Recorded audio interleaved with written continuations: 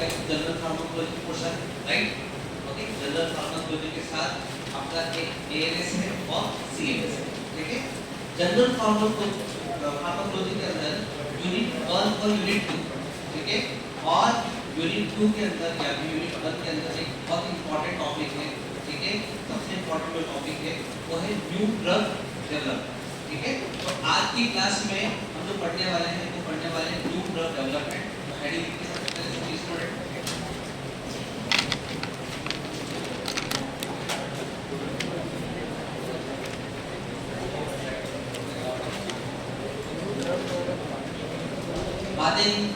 बातें नहीं करना आपको, ठीक है?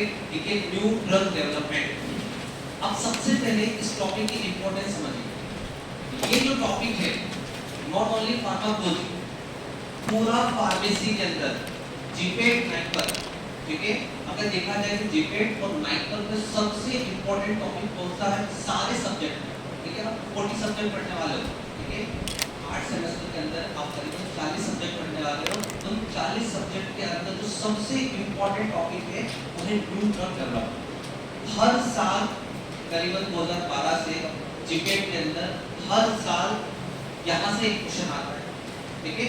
पिछले साल 2023 में 2 शिफ्ट में पेपर हुआ तो दोनों ही शिफ्ट में क्वेश्चन आया। अगर जीपेट का क्वेश्चन नहीं आएगा तो नाइपर का क्वेश्चन आएगा, ठीक है? ये टॉपिक सबसे इंपॉर्टेंट है। कोई भी आपसे पूछे कि जीपेट नाइपर में सबसे इंपॉर्टेंट टॉपिक कौन सा, ऑल सब्जेक्ट मिलाकर सबसे पहले नंबर पे न्यू ड्रग डेवलपमेंट। ऐसा क्यों? ऐसा इसलिए बेटा क्योंकि आप जीपेट नाइपर की तैयारी कर रहे हो, जीपेट नाइपर की तैयारी कर रहे हो, इट मींस आपको एम फार्मा करना है, आपको R&D में जाना है, रिसर्च एंड डेवलपमेंट जाना है, आपको F&D में जाना है, कुल मिलाकर आपको साइंटिस्ट बनना है, ठीक है?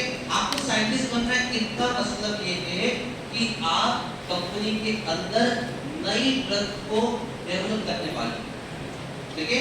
आपको नई ड्रग बनाना है, उसको मार्केट में लेके आना है, तो आपको प्रोसीजर पता होना चाहिए कि कैसे जो मार्केट में ड्रग अवेलेबल होती है, ठीक है? किन स्टेप से आया, किन प्रोसीजर से आया, ठीक है? कितना समय लगा है, कहाँ से इनिशिएटिव हुआ था, ठीक है? कौन से पैरामीटर तय होते हैं, ओके? तो ये टॉपिक ऑटोमेटिकली इंपॉर्टेंट हो जाता है क्योंकि जीपेट नाइपर से देखना होगा, आपको इन्फॉर्म करना है, राइट? क्लियर है? चलो अब इसको थोड़ा समझते हैं। न्यू ड्रग डेवलपमेंट, सबसे पहले बात करते हैं ड्रग। ड्रग क्या होता है? ठीक है, ड्रग क्या होता है? एक जनरली ड्रग आपने 12वीं के पहले भी सुना होगा, 12th के पहले भी आपने ड्रग नाम का सुना होगा, परंतु ड्रग के अंदर जैसे इस बिरादरी के कुछ 4-5 ऐसे बदमाश लोग हैं जो इस पूरी बिरादरी को बदनाम कर रहे हैं, जैसे कोकेन, अल्कोहल, मॉर्फिन, ठीक है, गांजा, अफीम। जनरली आप ये सुनते हैं ड्रग का मतलब क्या? कुछ दूसरी दवा है, परंतु ड्रग जो है एक बहुत ही ब्रॉड टर्म है, ठीक है? जितनी भी मेडिसिन होती है सब क्या होती है? ड्रग, ठीक है? पैरासिटामोल एक ड्रग, ओके? तो जितनी भी मेडिसिन होती है सारी क्या होती है? ड्रग होती है। और आपको पता होना चाहिए बेटा जो ड्रग वर्ड है, ठीक है? जो ड्रग वर्ड है बेटा ये फ्रेंच वर्ड है जो कि ड्रग से आया है, तो इसका मतलब क्या होता है? गाय, हल। इसका मतलब क्या होता है? गाय, ओके? सो ड्रग का मतलब ही क्या होता है? गाय, हल मतलब जड़ी बूटियां, ओके? जो सूखी जड़ी बूटियां होती है उसी का मतलब क्या होता है? ड्रग, ठीक है? आपको थोड़ा सा बेसिक पता होना चाहिए। क्लियर? सिर्फ फार्मेसी का मतलब क्या होता है? आप फार्मेसी करो, भी फार्मा करो, आपको पता होना चाहिए व्हाट इज फार्मेसी। फार्मेसी का भी मतलब है, ठीक है? जिसका भी नामकरण होता है, आजकल के जो मॉडर्न पेरेंट्स है, ठीक है, भाई बहन हस्बैंड के नाम से नाम बना दिया, ठीक है? वैसे फार्मेसी जो है, फार्मेसी का मतलब ही क्या होता है बेटा?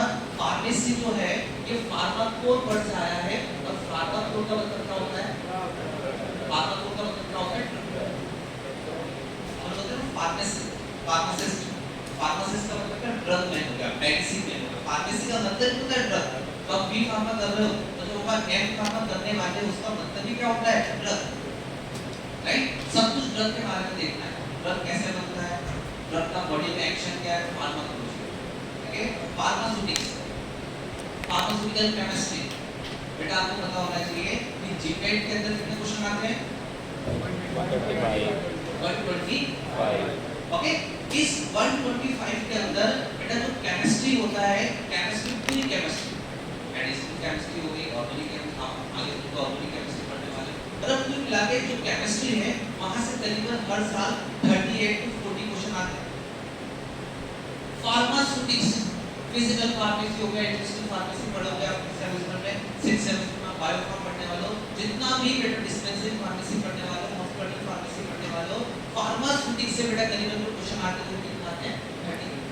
देखिए आपको थोड़ा सा ब्रीफ पता होना चाहिए, इंडेक्स पता होना चाहिए कि आप जिसकी तैयारी कर रहे हो, ओके, जिसकी तैयारी कर रहे हो वहां से कितने क्वेश्चन बनते हैं, ठीक है। तो केमिस्ट्री से जो क्वेश्चन बनते हैं, ठीक है, जो केमिस्ट्री से क्वेश्चन बनने वाले हैं, ठीक है, वो बनने वाले हैं ये, ओके।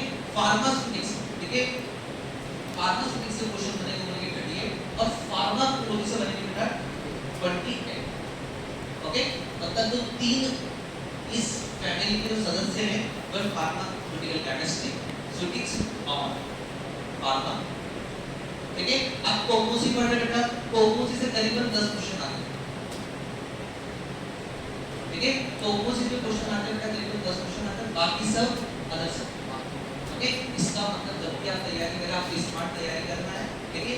इन 4 सब्जेक्ट पे आपको फोकस करना है, ठीक है। तो आपको पता होना चाहिए न्यू ड्रग डेवलपमेंट, ड्रग का मतलब क्या होता है, मेडिसिन एपीआई, ओके। और एपीआई जो होता है बेटा, जो एक्टिव मॉलिक्यूल होती है, एक्टिव केमिकल होता है, उसका काम क्या होता है, किसी भी डिसीज को ट्रीट करना, ठीक है, किसी भी डिसीज को डायग्नोस करना, प्रिवेंट करना, ट्रीटमेंट देना, क्योर करना, ये ड्रग का काम है, ओके। और ये ड्रग कैसे डेवलप होता है, नया ड्रग कैसे मार्केट में आता है, सब बात करें पैरासिटामोल, तो पैरासिटामोल मार्केट में कैसे आया, जितनी भी आप मेडिसिन देखते हैं, लाइक आईवी देख रहे हैं, ओरल देख रहे हैं, पैरासिटामोल देख रहे हैं, या फिर टॉपिकल देख रहे हैं, तो मार्केट में कैसे आया। तो सबसे पहले आपको पता होना चाहिए कि नई दवाई को बनाना एक बहुत ही जटिल प्रक्रिया है, बहुत ही कॉम्प्लेक्स प्रोसेस, ठीक है। ये तो बेटा हाईली कॉम्प्लेक्स प्रोसेस है, लेकिन इतना आसान बात नहीं कर दवाई को मार्केट में लेकर, ठीक है। ये बहुत ही टीडियस है, ये जो है बहुत ही टीडियस है, ठीक है, बहुत ही टेढ़ा मेढ़ा इसका रास्ता होने वाला, ठीक है। इस नई दवाई को मार्केट में लाना बहुत ही एक्सपेंसिव होता है, बहुत ही कॉस्टली होता है, ठीक है, बहुत ज्यादा पैसा लगता है, ठीक है। करीबन एवरेज बात की जाए तो एक दवाई को लाने में करीबन 4000 करोड़ से लेके 8000 करोड़ लगने वाले, एक दवाई को बनाने में पैसा लगेगा करीबन 4000, मैंने एवरेज बताया है, मिनिमम बताया है, करीबन 4000 करोड़ से लेकर 8000 करोड़ खर्चा होने वाला है बेटा। इसका जो फेल्योर रेट होगा बहुत ही हाई होता है। अगर मान लीजिए 100 व्यक्ति है ना, आपके मान लीजिए 100 फ्रेंड या 100 कंपनियां हैं जो नई ड्रग को डेवलप कर रहे हैं, तो करीबन उसमें से 2 या 3 लोगों को ही सक्सेस मिलेगी, जो सक्सेस मिलेगी, जो सक्सेस मिलेगी वो सिर्फ 2 या 3 लोगों को ही मिलेगी, इसका फेल्योर रेट भी बहुत हाई होता है, ओके।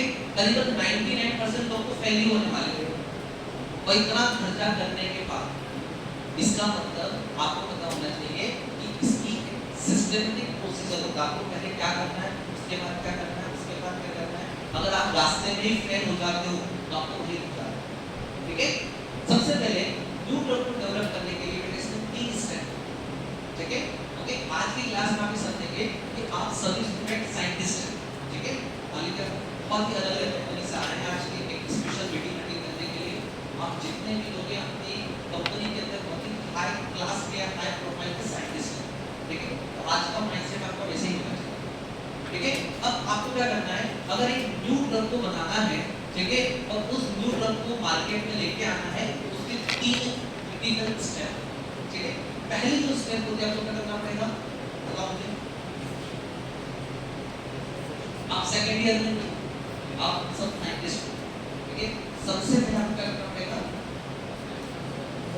अगर पैरासिटामोल की टैबलेट मार्केट में लेके आना है, सबसे पहले आपको पैरासिटामोल बनाना होगा, ऐसे है ना। अब स्टार्टिंग ए टू जेड पढ़ने वाले, सबसे पहला जो फेज होता है बेटा होता है drug discovery phase.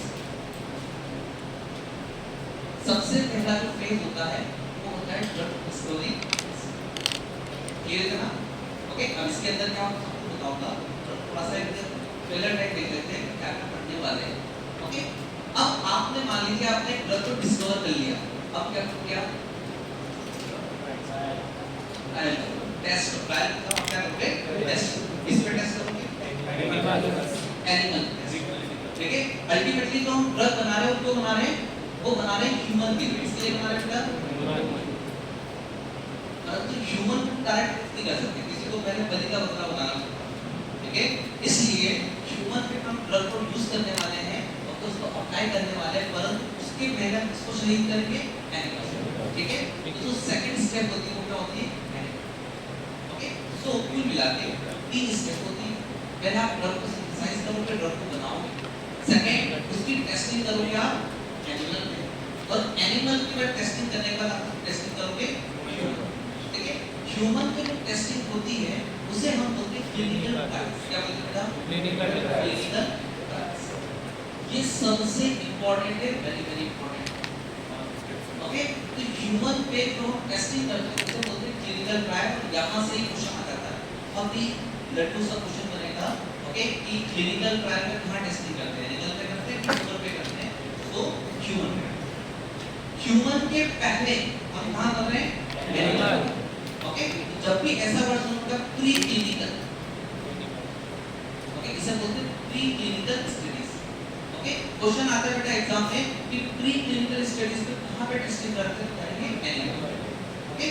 So human के पहले, प्री मतलब पहले, ओके। मेंस एग्जाम में उसके बाद प्री एग्जाम होती है, क्लियर है।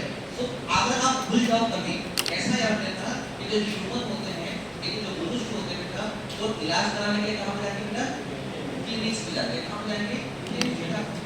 तो ह्यूमन को किसी को डिसीज होता है, वो अपने ट्रीटमेंट के लिए कहां जाएंगे? क्लिनिक पे जाएंगे। याद रखना ह्यूमन होगा उसको क्या बोलते हैं? Clinical trial.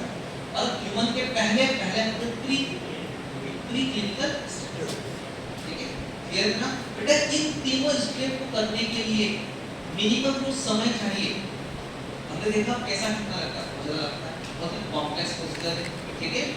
तो मिनिमम समय लगेगा, कितना समय लगेगा बेटा आपको? कितना लगेगा? 20 ज्यादा लगेगा। और बहुत ही आपने मानसिक बने काम किया तो इससे हम लगा मिनिमम जो समय लगता है बेटा, वो लगता है 8 to 10 years। कितना लगता है बेटा? मिनिमम समय कितना लगता है?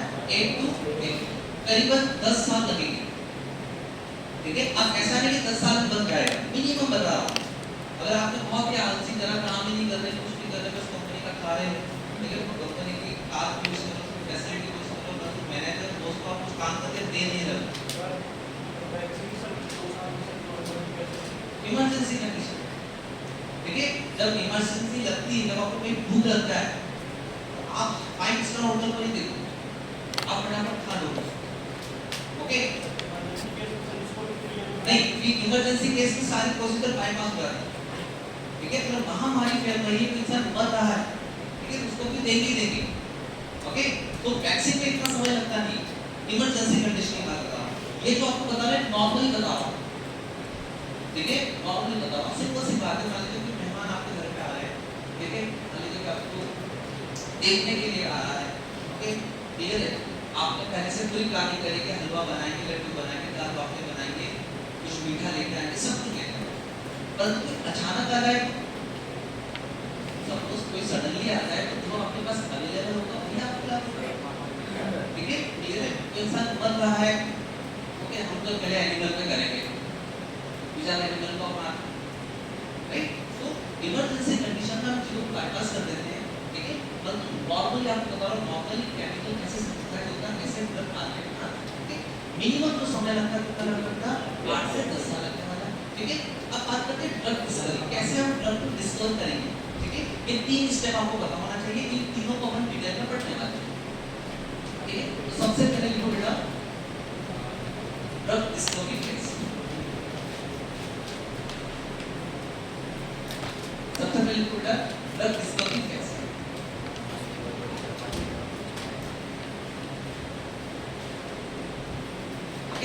सबसे पहला पॉइंट, ड्रग डिस्कवरी कितना समय लगेगा, ठीक है, सबको पर सब डिवाइड करने वाले, ठीक है। टोटल जो समय लगेगा करीबन 10 साल लगेंगे, परंतु ड्रग को अगर डिस्कवर करना है, इसको इन्फेक्ट करना है, तो करीबन 1 से 2 साल लगने वाले हैं मिनिमम, ठीक है, करीबन 1 से 2 साल लगने वाले हैं, ठीक है। अब इसमें कौन कौन से प्रोसीजर हम यूज करेंगे, ठीक है, कैसे हम ड्रग को डिस्कवर कर सकते हैं, ठीक है। तो पहली जो बेटा मेथड होती है, इसमें बहुत सारी मेथड होती है। पहली मेथड होती है बेटा नेचुरल सोर्स, ठीक है, पहली मेथड होती है बेटा नेचुरल सोर्स, ठीक है, क्लियर है।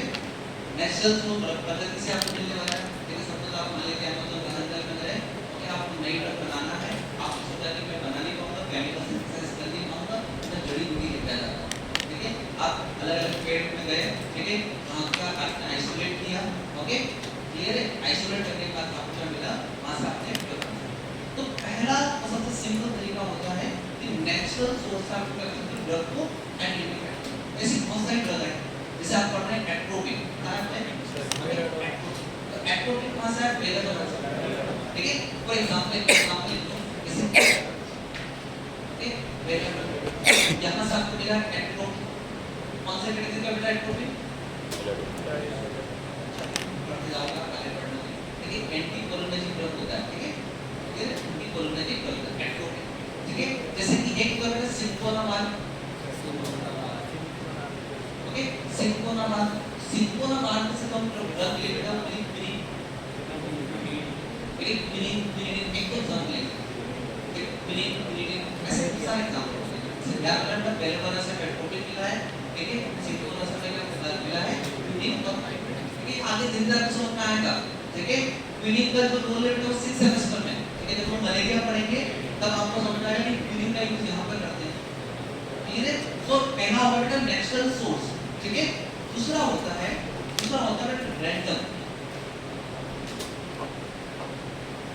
Random chemical synthesis. रैंडम का मतलब ठीक है, ये रैंडम का मतलब क्या, अचानक एक मींस कि आप कुछ अलग काम कर रहे हैं, ठीक है, आप कुछ क्या अलग काम कर रहे थे, परंतु आपको सडनली अचानक वो चीज मिल गई जिसकी आप डिस्कवरी करना ही नहीं चाह रहे थे, ओके। सोने पे सुहागा, ओके, आप कुछ दूसरा काम कर रहे थे परंतु अचानक आपको वो चीज मिल गई। जैसे कि आपने सुना होगा, सबसे बेस्ट एग्जांपल है, आपने सुना होगा कि एंटीबायोटिक, उस एंटीबायोटिक का नाम है पेनिसिलिन, सुना है सबने, सीनियर ने तो सुना ही होगा, पर पेनिसिलिन एक एंटीबायोटिक होती है, ठीक है। एंटीबायोटिक वो होती है जो बैक्टीरिया को मारती है, ठीक है। इस पेनिसिलिन की खोज किसने की थी, ठीक है। तो रैंडम हुआ, ओके। अलेक्जेंडर फ्लेमिंग जो थे, ओके, उनका टारगेट था कि मैं बैक्टीरिया को मारने की दवाई बनाऊं, ठीक है। वो दिन भर लैब में रिसर्च करते थे, सुबह से शाम रिसर्च करते थे, ठीक है। और जब शाम को रिसर्च करने के बाद वो क्या करते थे, बैक्टीरियाज बैक्टीरिया को ग्रो करते थे और उस बैक्टीरिया के ऊपर अलग-अलग केमिकल डालते थे, ठीक है। उनको सक्सेस मिल गई, ओके। जब टाइम हो जाता था उनका लैब से, वो क्या करता था, उस बैक्टीरिया को साफ करके वापस घर चला जाता, नेक्स्ट डे आए वापस से ग्रो के इस तरह से वो काम करते थे प्रॉपर्ली, ठीक है। एक दिन क्या हुआ, अचानक उनके फ्रेंड्स आ गए, ओके, दिन में फ्रेंड्स आ गए, लगे घूमने चलते हैं, ओके। जबरदस्ती क्या करा, एलेक्जेंडर फ्लेमिंग ने क्या उस दिन बैक्टीरिया को साफ नहीं किया, जल्दी दिन चलेगा, ठीक है। जब 7-8 दिन बाद आए वो, ओके, अपने लैब में उन्होंने देखा कि जो बैक्टीरिया थी, इसी बैक्टीरिया पर फंगस की ग्रोथ होती है, फंगस होता है जैसे रोटी का आपने देखा होगा, लगा फंगल की ग्रोथ, और किसी बैक्टीरिया पर फंगस की ग्रोथ नहीं। उन्होंने देखा जिस बैक्टीरिया पे फंगस की ग्रोथ नहीं हुई वहां पर अभी भी बैक्टीरिया है, और जिस बैक्टीरिया पे फंगस की ग्रोथ हो गई थी ओके वहां पर बैक्टीरिया सारे मारे गए। तो फिर उन्होंने थॉट आइडिया लगाया कि इस फंगस के अंदर कुछ ना कुछ ऐसी एक्टिव केमिकल है जिसके कारण बैक्टीरिया, ओके। सो अपन ऐसा बोलते हैं कि पेनिसिलिन जो है बेटा ये ऑब्टेन हुआ माइक्रो ऑर्गेनिज्म से, ये ऑब्टेन हुआ फंगस से, और मार किसको रहा है, ओके। पेनिसिलिन जो होता है, लिख लो लाइन, पेनिसिलिन जो होता है, ओके, ये हमें ऑब्टेन हुआ है, ऑब्टेन फ्रॉम फंगस, ओके, और यूज करते हैं किल बैक्टीरिया, जो बैक्टीरिया को मारता है, ओके। ये क्या हो गया, अचानक खोज हो गई, ठीक है। ये क्या हो गया, अचानक रैंडम टारगेट, ऐसा बहुत सारी होती है, ये नॉर्मल सही, ऐसे बहुत सारे एग्जांपल होते हैं, ठीक है। उसके बाद third, okay, target, target chemical synthesis. Okay, target chemical synthesis, target, okay, target का मतलब समझना है। देखिए टारगेट मतलब पहले से आपके दिमाग में टारगेट है, ओके, पहले से आपके दिमाग में टारगेट है कि जीपीएट में टॉप 100 में आऊंगा, ओके, आप तैयारी कर रहे हो, ओके, और आप टॉप 100 में आपके माइंड में पहले से टारगेट था कि मुझे ये प्रॉब्लम आएगी, मैं इन प्रॉब्लम को फेस करूंगा, इसका सॉल्यूशन मेरे पास ये रहेगा, ओके, और मुझे सक्सेस मिल जाएगा। पहले से आपके दिमाग में टारगेट है, ओके। जैसे कि फॉर एग्जांपल समझते हैं, एक एग्जांपल समझते हैं, मान लीजिए, ओके, ये स्टमक है, ओके, स्टमक के यहाँ पे मान लीजिए एक रूम है, कमरा है, ओके, इस कमरे में एक चौकीदार है, यहाँ पे वॉचमैन है, ठीक है। ये वॉचमैन क्या करते हैं, इस स्टमक के अंदर HCl को बनाते हैं, ओके, और HCl हमारे लिए बहुत जरूरी है, क्या फॉर्म है HCl का, ओके। ये क्या करता है, हमारे खाने को डाइजेस्ट करता है, जब भी आप खाना खाएंगे भी बनेगा, ठीक है, परंतु ये जरूरत से ज्यादा बनने लगता है, ऐसा ही ठीक है। आपको तो पता है, आप लैब में काम करते हैं, आपका स्क्रीन दिक्कत हुई, समझ वाली यहाँ पे H2SO4 है, HCl है, आपको डिप्रेशन उठा, आप स्क्रीन को बढ़ा दें, ऐसा कर सकते हो आप? सोचो अगर हमारे पेट में जरूरत से ज्यादा एसिड बन रहा है तो वो तो हमारी सेल की लाइनिंग को किल कर देगा, डिस्ट्रॉय कर देगा, जला देगा, ओके। ज्यादा अगर एसिड बनता है तो एक बीमारी होती है, जिसे बोलते हैं अल्सर, क्या बोलते हैं, एसिडिटी होता है, अल्सर होता है, ओके। अब हमें पता है कि चौकीदार ये नहीं करता, ठीक है, हमें पता है इस चौकीदार के बेटा दो हैंड, ओके, इस हैंड के पास एक बंदूक है, सब तो मान लेते हैं, यहाँ पर क्या है, AK-47, ओके। अब आपने दुश्मन को पहले देख लिया, जब आप केमिकल बनाओगे, ड्रग बनाओगे, आप क्या करोगे, सबसे पहले उसको बस AK-47, मुझे सबसे पहले ऐसे ड्रग बनाता हूँ तो AK-47 को पहले उसको इनिबिट करता हूँ, ठीक है। उसका एक हाथ है, उसे एक हाथ में मुझे कोई चाकू भी, मैं एक चाकू को प्रोटेक्शन के लिए दवाई करूँ, ठीक है। ये जो वॉचमैन है, ओके, इसका हार्ट बहुत सेंसिटिव है, सपोज इसका जो हार्ट बहुत सेंसिटिव है, मैं क्या करूँगा, ऐसे ड्रग को उसके हार्ट को पुश करूँगा, उसका हार्ट बहुत सेंसिटिव है, तो मारा जाएगा। आपके माइंड में पहले से टारगेट था कि मुझे ये करना है, ओके, पर आपने वैसे ही किया, आपने क्या ड्रग बना दी, उस ड्रग को बोलते हैं ओमेप्राजोल, क्या बनाते हैं बेटा, ओमेप्राजोल जो होता है बेटा इस वॉचमैन को मार देता है, और इस वॉचमैन को क्या से बोलते हैं, हाइड्रोजन पोटेशियम एटीएस, ओके। अगर आपने इस वॉचमैन को मार दिया, वॉचमैन क्या कर रहा था, एसिड को ज्यादा कर रहा था, अब क्या होगा, ऑटोमेटिक HCl कर जाएगा, एसिड का ट्रीटमेंट होगा। तो आपके माइंड में पहले से क्या था, टारगेट था, और उस टारगेट को क्या करा आपने, अचीव किया, ओके। तो मेनली जो स्कीम होती है, ठीक है, वो तीन होती है, एक होता है नेचुरल फूड, दूसरा होता है रैंडम, रैंडम के बाद होता है टारगेट, और टारगेट के बाद एक और मेथड होती है जिसे बोलते हैं बायोटेक्नोलॉजी,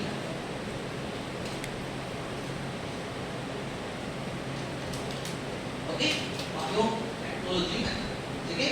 बायोटेक्नोलॉजी में जब आप आगे जाओगे, थर्ड ईयर में जाओगे, तो स्पेसिफिक सब्जेक्ट नहीं आने वाला बायोटेक्नोलॉजी, वहां पे आप बताओगे, बस इतना याद रखना जो बायोटेक्नोलॉजी इसके अंदर क्या यूज करते हैं, रिकॉम्बिनेंट DNA टेक्नोलॉजी यूज करते हैं, ठीक है। बस एक लाइन लिख लो, रिकॉम्बिनेंट DNA,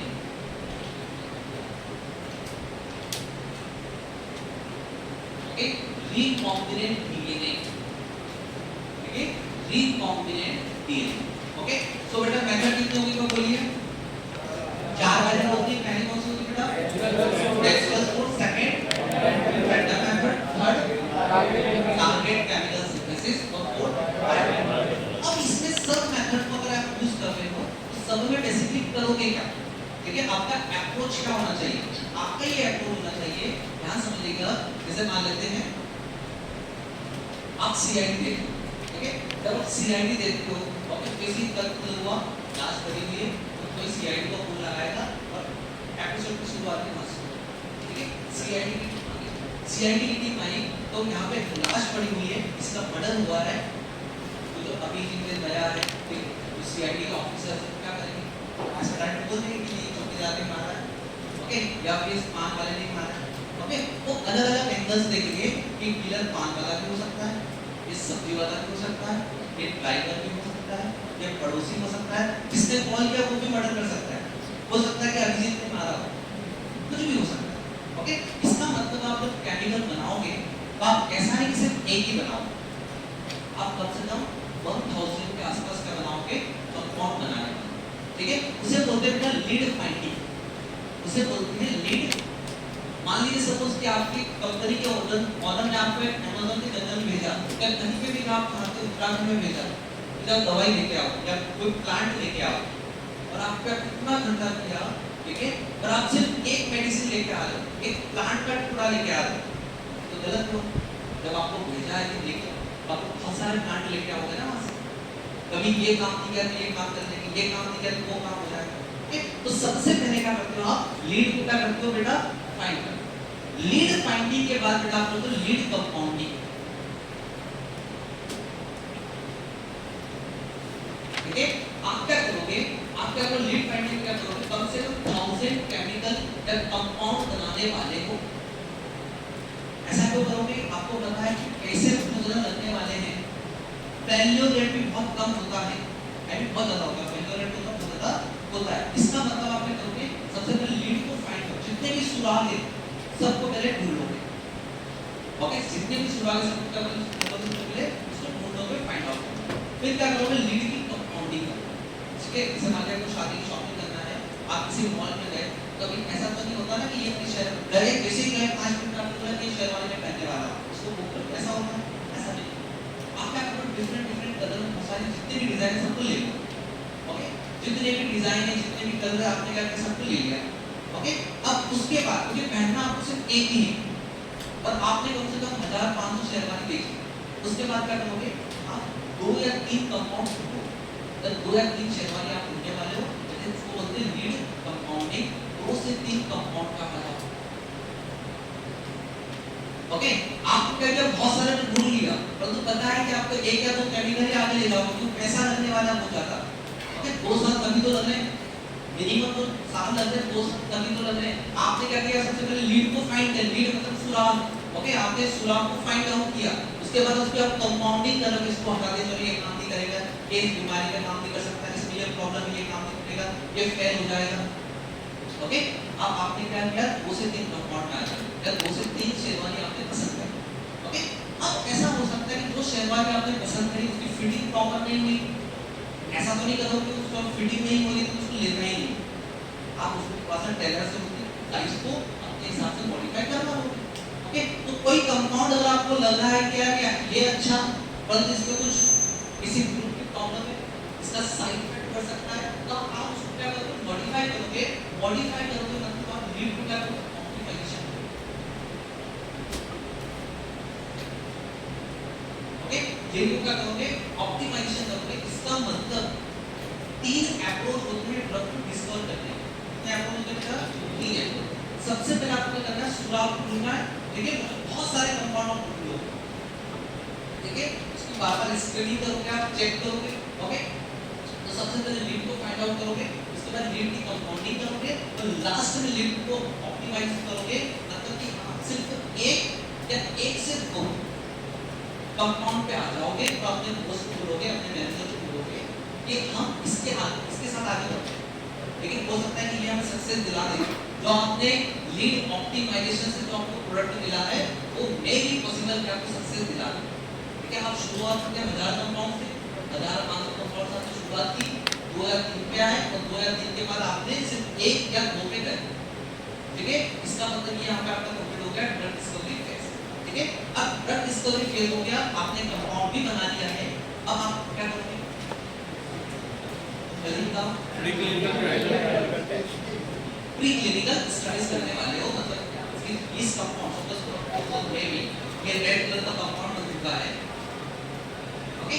इस कंपाउंड की टेस्टिंग कहाँ करोगे, एनिमल पे, कहाँ करोगे, एनिमल पे, और जो एनिमल पे हम टेस्टिंग करते हैं उसे क्या बोलते हैं, प्रीक्लिनिकल ट्रायल्स, ठीक है।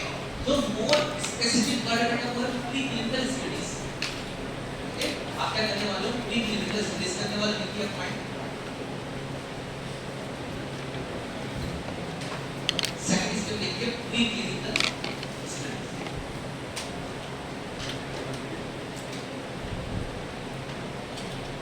ओके। जब बेटा आप तैयारी करोगे तो 6 सेमेस्टर में पहुंच जाओगे, जब आप पुराने पेपर सॉल्व करोगे, ठीक है, आप देखोगे जितने भी पॉइंट आप लोग पढ़ने वाले हैं सबसे एक या दो क्वेश्चन आए हैं, ठीक है, सब points. Okay, pre clinical studies का मतलब होता है आप क्वालिटी को चेक कर रहे हो, कहाँ चेक कर रहे हो, जो भी अगर हो जाए तो एनिमल हो जाए, ह्यूमन को ना। ओके, इसलिए हम क्या करते हैं, एनिमल पे टेस्टिंग करते हैं, इसी को बोलते हैं प्री क्लिनिकल स्टडीज। और इसमें जो मिनिमम समय लगता है बेटा मतलब 2 से 4। ओके, प्री क्लिनिकल स्टडीज में लगता है बेटा 2 से 4 साल लगता है, 2 to 4 ईयर लगने वाला समझो, ठीक है। ड्रग डिस्कवरी पे कितना समय लगेगा, 1 to 2 ईयर, ठीक है। जो टाइमिंग में बता रहा हूं बेटा वो स्टैंडर्ड टाइमिंग है, ठीक है, कितना भी यूज कर सकते हो, ठीक है। आप 10 साल को देखिए तो मिनिमम टाइम क्या होना चाहिए, 2 to 4 ईयर होना चाहिए, ठीक है। सेकंड पॉइंट, आप जो एनिमल पे टेस्टिंग करने वाले हो तो एनिमल को हैंडल कैसे करोगे, ओके, एनिमल को कैसे हैंडल करने वाले हो, एनिमल को कैसे यूटिलाइज करने वाले हो, ओके। तो ये जो गाइडलाइन होती है, ध्यान रखिएगा, ये जो गाइडलाइन होती है बेटा ये कौन देगा बेटा, ये इसके थ्रू होगा, कौन सा बेटा, GLP, good laboratory practice, okay. मतलब आपको जो परफॉर्म करने वाले तो आप लैब में काम करोगे, ठीक है, बड़े इज्जत के साथ काम करोगे, ऐसा नहीं एनिमल है उसमें भी जान है, ओके, ऐसा नहीं कि चूहा है उसको फेंक के कैसे भी कर लो, ओके। सो आपको जो अप्लाई करना है बेटा GLP, गुड लैबोरेटरी प्रैक्टिस, देखिए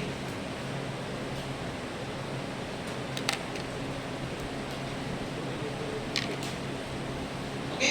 सो प्री क्लिनिकल स्टडीज जो बेटा रन होगी तो GLP के थ्रू होगी, तो ये गुड लेवल की प्रैक्टिस क्या होता है, इसकी समझने वाला, ठीक है, कि गुड लेवल की प्रैक्टिस में क्या गाइडलाइंस होते हैं और कौन सी प्रोसीजर होती है, कैसे आपको काम करना है, परंतु जितना भी कार्यक्रम होने वाला है, जितना भी काम होने वाला है बेटा वो इस गाइडलाइन के थ्रू होगा, ठीक है। अब देखिए क्या समझना, अब जो प्री क्लिनिकल स्टडीज होती है बेटा, प्री क्लिनिकल जो स्टडीज होती है उसमें भी एनिमल को डिवाइड किया, ठीक है, उसमें भी क्या एनिमल को डिवाइड करा है, एक को बोलते हैं स्टेज 1 और एक को बोलते हैं स्टेज 2, स्टेज 1 और स्टेज 2, ओके। स्टेज 1 क्या होता है, स्टेज 1 होता है बेटा स्मॉल एनिमल, ओके। स्टेज 2 होता है बेटा लार्ज एनिमल, स्मॉल एनिमल और लार्ज एनिमल। ऐसा नहीं कि आप कुछ भी कर रहे हो, जैसे आपको लगा कि आपको मंकी पसंद है तो आप जो ड्रग बनाना स्टार्टिंग मंकी को देना चाहते हो, ठीक है, उसकी भी प्रोसीजर होती है। पहले आपको क्या करना है, ड्रग की टेस्टिंग करना है स्मॉल एनिमल, स्मॉल एनिमल मतलब रेप हो गया, ठीक है, रैबिट हो गया, ठीक है, ऐसे स्मॉल बहुत सारे, ठीक है। तो आपको पता होना चाहिए कि आप स्मॉल एनिमल का मतलब क्या होगा, स्मॉल एनिमल का मतलब ये होगा कि आप जो टेस्टिंग करोगे रेड पे करोगे, आइस पे करोगे, ठीक है, रैबिट पे करोगे, हैमस्टर पे करोगे, गानी पे करोगे, ओके। मतलब कि आपको क्या करना है, स्मॉल एनिमल पे पहले टेस्टिंग करना है। अगर आपको वहां पे सक्सेसफुल रिजल्ट मिल जाता है तो फिर आप आओगे बेटा लार्ज एनिमल पे, लार्ज एनिमल मतलब कैट पे करोगे, ठीक है, डॉग पे कर सकते हो, मंकी पे कर सकते हो, परंतु ऐसा नहीं कि आप डायरेक्ट डॉग पे शेक कर दो, ठीक है। पहला सिस्टमैटिक कैसे करोगे, जो रोडेट होते हैं, ठीक है, स्मॉल एनिमल मतलब रोडेट, ठीक है, स्मॉल एनिमल जैसे कि तो रहेंगे क्या रहेगा रोडेट। अगर यहाँ पे आपको रिजल्ट मिल जाता है तो फिर आप क्या करोगे बेटा लार्ज एनिमल में टेस्टिंग करने वाले हो, जैसे कि कैट हो गया, ओके, डॉग हो गया, मंकी हो गया, टाइगर हो गया, टाइगर कर सकते हो, ठीक है, टाइगर आपको छोड़ेगा नहीं, ठीक है, बिना कोई टेस्टिंग करने लायक रखेगा, ओके। तो कुल मिला के आपको पहले स्टेज 1 पे करना है, स्टेज 2 पे करना है, परंतु आपको यहाँ पे मिलने क्या वाला है, आप ये क्यों कर रहे हो, ऑब्वियसली आप ड्रग की टेस्टिंग कर रहे हो, ठीक है, परंतु आपको यहाँ से ऑब्टेन क्या होगा बेटा, आप यहाँ पे क्या चेक करने वाले हो बेटा, आप यहाँ पे चेक करने वाले हो होल संपूर्ण फार्माकोलॉजिकल प्रोफाइल। आपको यहाँ से मिलेगा क्या बेटा, मैं आपको सारी स्टेज बताऊंगा और सब स्टेज का एक ना एक मकसद है, वो मकसद आपको पता होना चाहिए, ठीक है। ड्रग डिस्कवरी फेज का मकसद क्या है कि ड्रग आपका लास्ट मिलना चाहिए, ओके। अब इस प्री क्लिनिकल स्टडीज का मतलब क्या है, यहाँ पे आपको क्या मिलने वाला है, आप यहाँ पे चेक क्या कर रहे हो बेटा, होल फार्माकोलॉजिकल प्रोफाइल, संपूर्ण फार्माकोलॉजिकल प्रोफाइल यहाँ पे देखने वाले हो। जैसे फॉर एग्जांपल की बात करें, सबसे पहले यहाँ पर फार्माकोलॉजी,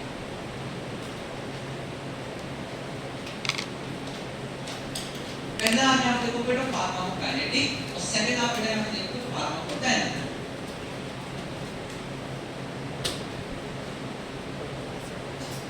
फार्माकोकाइनेटिक और फार्माकोडायनामिक, ठीक है। फार्माको का मतलब क्या होता है? ड्रग होता है। फार्माको का मतलब क्या होता है? ड्रग होता है। काइनेटिक का मतलब क्या होता है बेटा?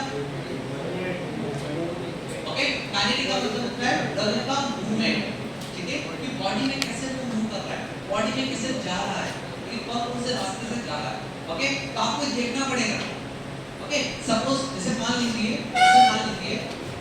कि जो पैरासिटामोल होता है, जो पैरासिटामोल होता है बेटा वो ब्रेन में जाके काम करेगा, ब्रेन में जाके काम, ठीक है।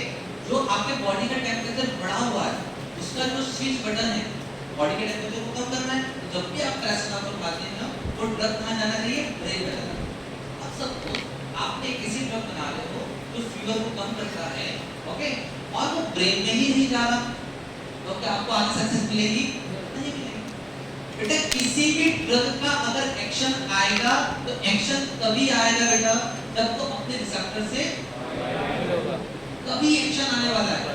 बिना अगर रिसेप्टर से बाइंड नहीं हुआ तो एक्शन नहीं आएगा। ओके, तो अगर मान लीजिए सपोज कोई रेड है, उसका टेम्परेचर बढ़ा हुआ है और आपने पैरासिटामोल दिया, ओके, वो पैरासिटामोल उसको ब्रेन में चली गई तो आपके माइंड में थोड़ा है कि ह्यूमन में भी जा सकता है।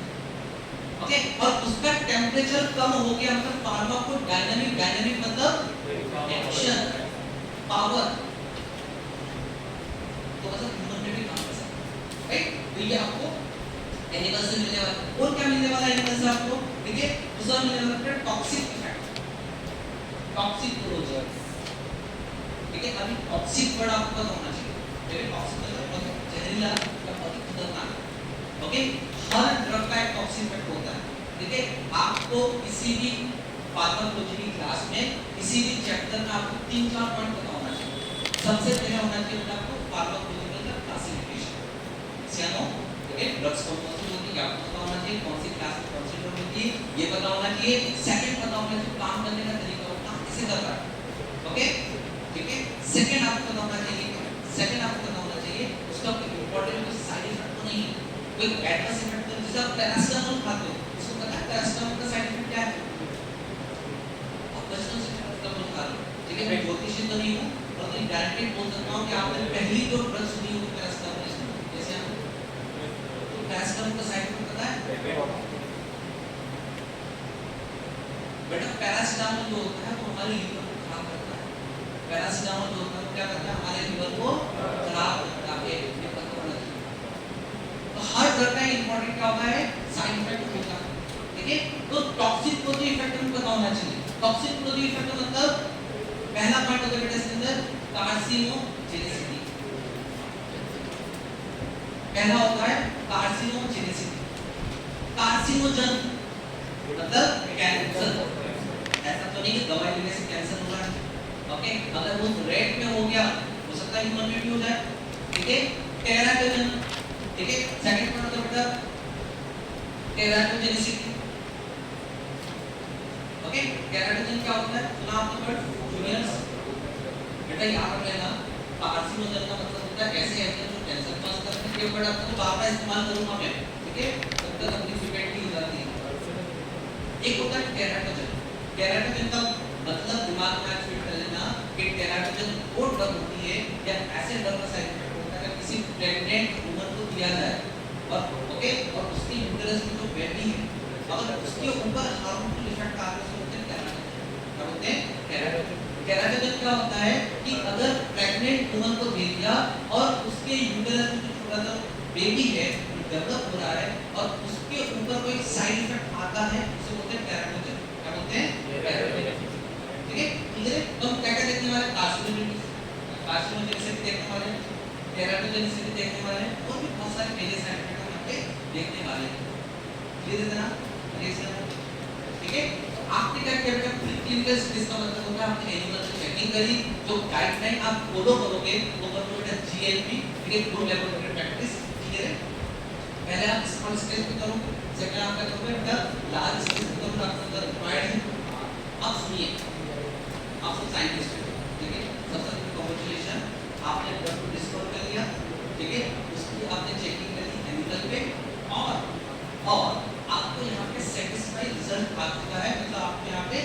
सक्सेस मिल चुका है, आप जो चाह रहे थे वो पैरामीटर आपको मिल गया, ओके। और आप जो नहीं चाह रहे थे तो आपको मिला भी नहीं, कि कोई ऐसा तो नहीं कि कैंसर हो गया या कोई किडनी फेल हो गई या फिर हार्ट फेल हो गया या हार्ट बीट कम हो गया, या आपको दिखा गया और आप चाहते थे ये हो, अब क्या करोगे आप? जल्दी से बताओ क्या करोगे? और सोचो, साइंटिस्ट तो आपको लाखों का पैकेज दे, ओके, इतना खराब सोच रहे हो।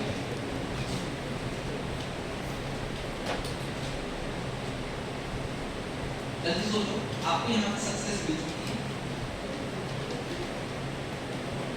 अब यहाँ पे आप क्या करने वाले? जल्दी सोचो, क्लिनिकल ट्रायल करो, ओके, ठीक है। बट क्लिनिकल ट्रायल के लिए कुछ सारी चीजें करो,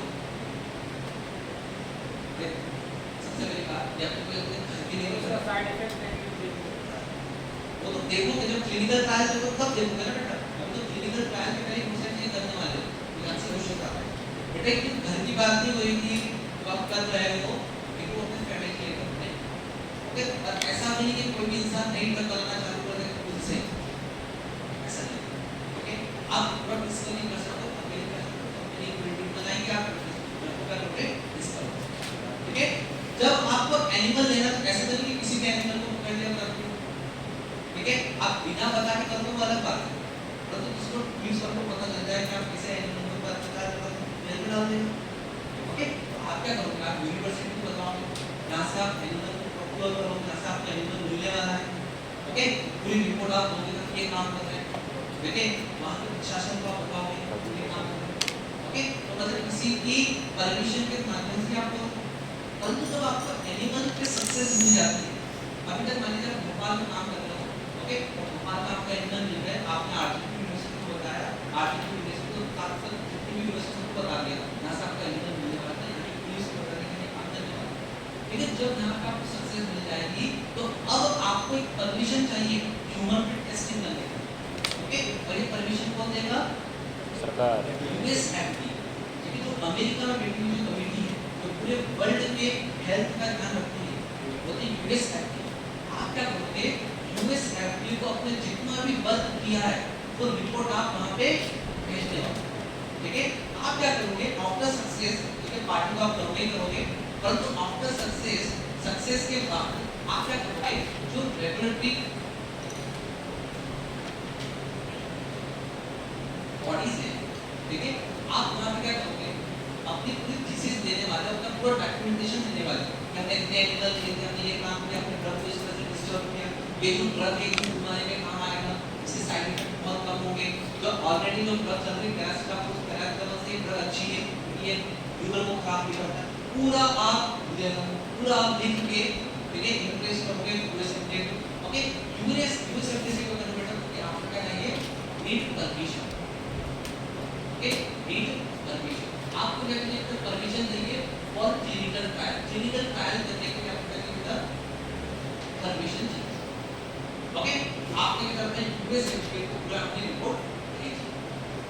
अब ध्यान से सुनना बेटा, एक बहुत स्पेशल पॉइंट बताने वाला हूँ कि पूरे क्लिनिकल ट्रायल में न्यू ड्रग डेवलपमेंट में आपको 2 लाइसेंस मिलेंगे, लाइसेंस मिलेंगे बेटा, 2 लाइसेंस, ओके। और यहाँ से क्वेश्चन आएगा ही आएगा, पिछले साल क्वेश्चन आ चुका है, पहले नहीं आया था, क्या कर पाया जाएगा, कहीं इसमें क्वेश्चन आता है। 2 लाइसेंस मिलते हैं और दोनों लाइसेंस को देता है यूएस एफडीए, ठीक है। अब यूएस एफडीए क्या करेगा? पूरे डॉक्यूमेंटेशन पढ़ेगा, अच्छे से फिल आउट करेगा, पढ़ने के बाद उसको लगेगा कि यार इस बंदे में दम है, ठीक है, ये नहीं भाई बना सकता, ओके। तो वो क्या करेगा?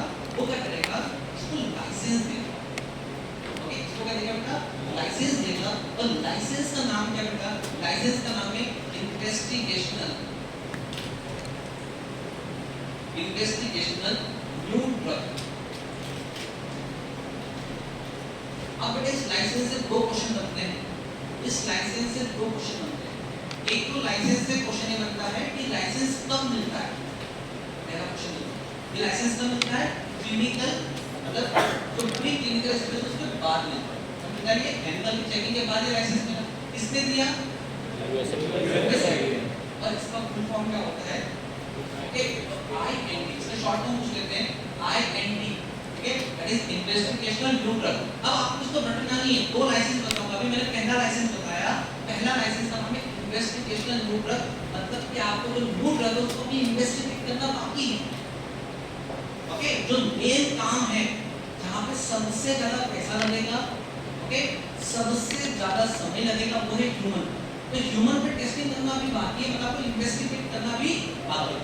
और किसकी इन्वेस्टिगेशन करोगे? न्यू ड्रग, नाम क्या हो जाएगा? इन्वेस्टिगेशनल ड्रग नहीं, क्योंकि अभी एक और लाइसेंस का उसका भी नाम है, ओके। तो अभी आपको इन्वेस्टिगेट करना बाकी है, इसलिए इस लाइसेंस का नाम बेटा इन्वेस्टिगेशनल न्यू ड्रग। चलो बधाई हो आप सभी को, ये लाइसेंस भी मिल गया। अब क्या करोगे? सोच पता दिमाग में तो कैसे नहीं मिलेगा, बात नहीं करता। जब अभी तक क्या होगा? अभी तक होगा आपने ड्रग बना दिया, डिस्कवरी हो गया, उसकी चेकिंग कर दी आपने कहाँ पर? बेटा मोबाइल को बंद करो, संडे का दिन आपने दिया है तो प्रैक्टिस ट्राई करें।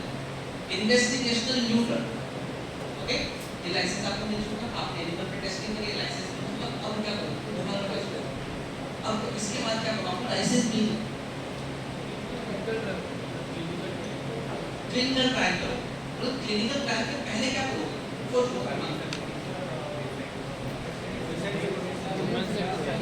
पेशेंट, अब वो पेशेंट का को कैसा लगने वाला है? उन्हें जाने राजस्थान जाने उसको मिलेगा। अच्छा, ड्रग क्या होता है? Drug is a powder.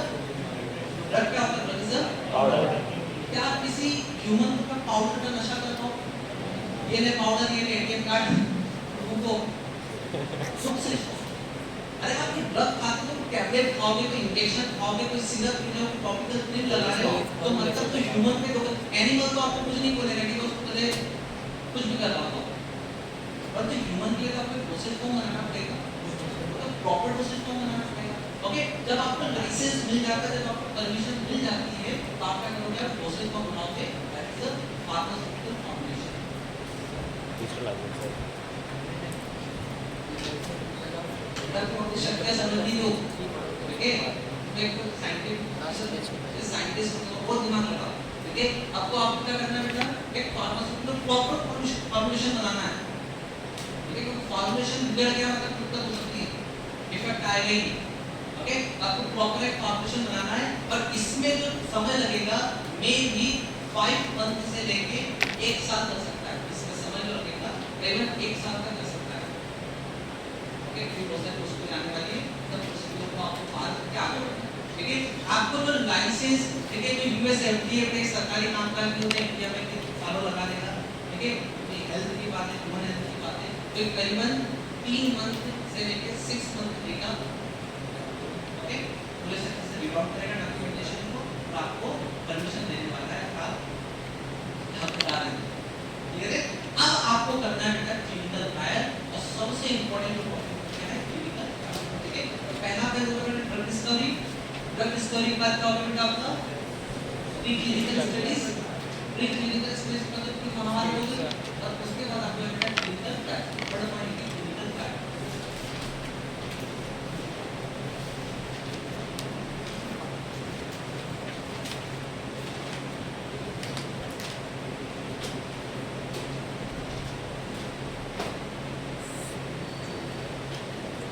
Clinical trials, ठीक है। अब आपको बेटा कोर फोकस की जरूरत है, क्योंकि यहां से ही क्वेश्चन आते हैं, ठीक है। 90% क्वेश्चन यहां से बनते हैं, क्लिनिकल ट्रायल से बनते हैं। मैं चाहता हूं बता दें क्लिनिकल ट्रायल से भी बात, ठीक है। तो कैसे को बताऊंगा क्लिनिकल ट्रायल, ठीक है। क्लिनिकल ट्रायल मतलब सिंपल सी बात है, ह्यूमन क्लिनिक पे जाते हैं, जैसे आप तो ह्यूमन क्लिनिक पे आते हैं, मतलब इसकी टेस्टिंग कहां करते हैं? ठीक है। इसमें सबसे ज्यादा पैसा लगने वाला है, ये जो फेज है इसमें सबसे ज्यादा पैसा लगेगा, ठीक है। हार्डली कॉस्ट होगा, यहाँ पर ही सबसे ज्यादा फेल्योर रेट देखने मिलेगा, ठीक है। यहाँ पर ही जो फेल्योर रेट का बेटा मैक्सिमम होगा, क्योंकि आप अपने पोस्ट को चुना लगा सकते हो, आप एनिमल को चुना लगा सकते हो, कैसे भी करके अच्छा सा डॉक्यूमेंटेशन बना दो, बस डॉक्यूमेंटेशन फ्रेगनेंस के लिए आपने कोई इधर डाल दिया है, जैसे इक्वेशन देने को बोला, उसको बहुत गाइड हुआ, अच्छा लगा उसको, कैसे भी करके उसने गाइड आपको लाइसेंस दे दिया, परंतु आप ह्यूमन को बेवकूफ बना, ठीक है।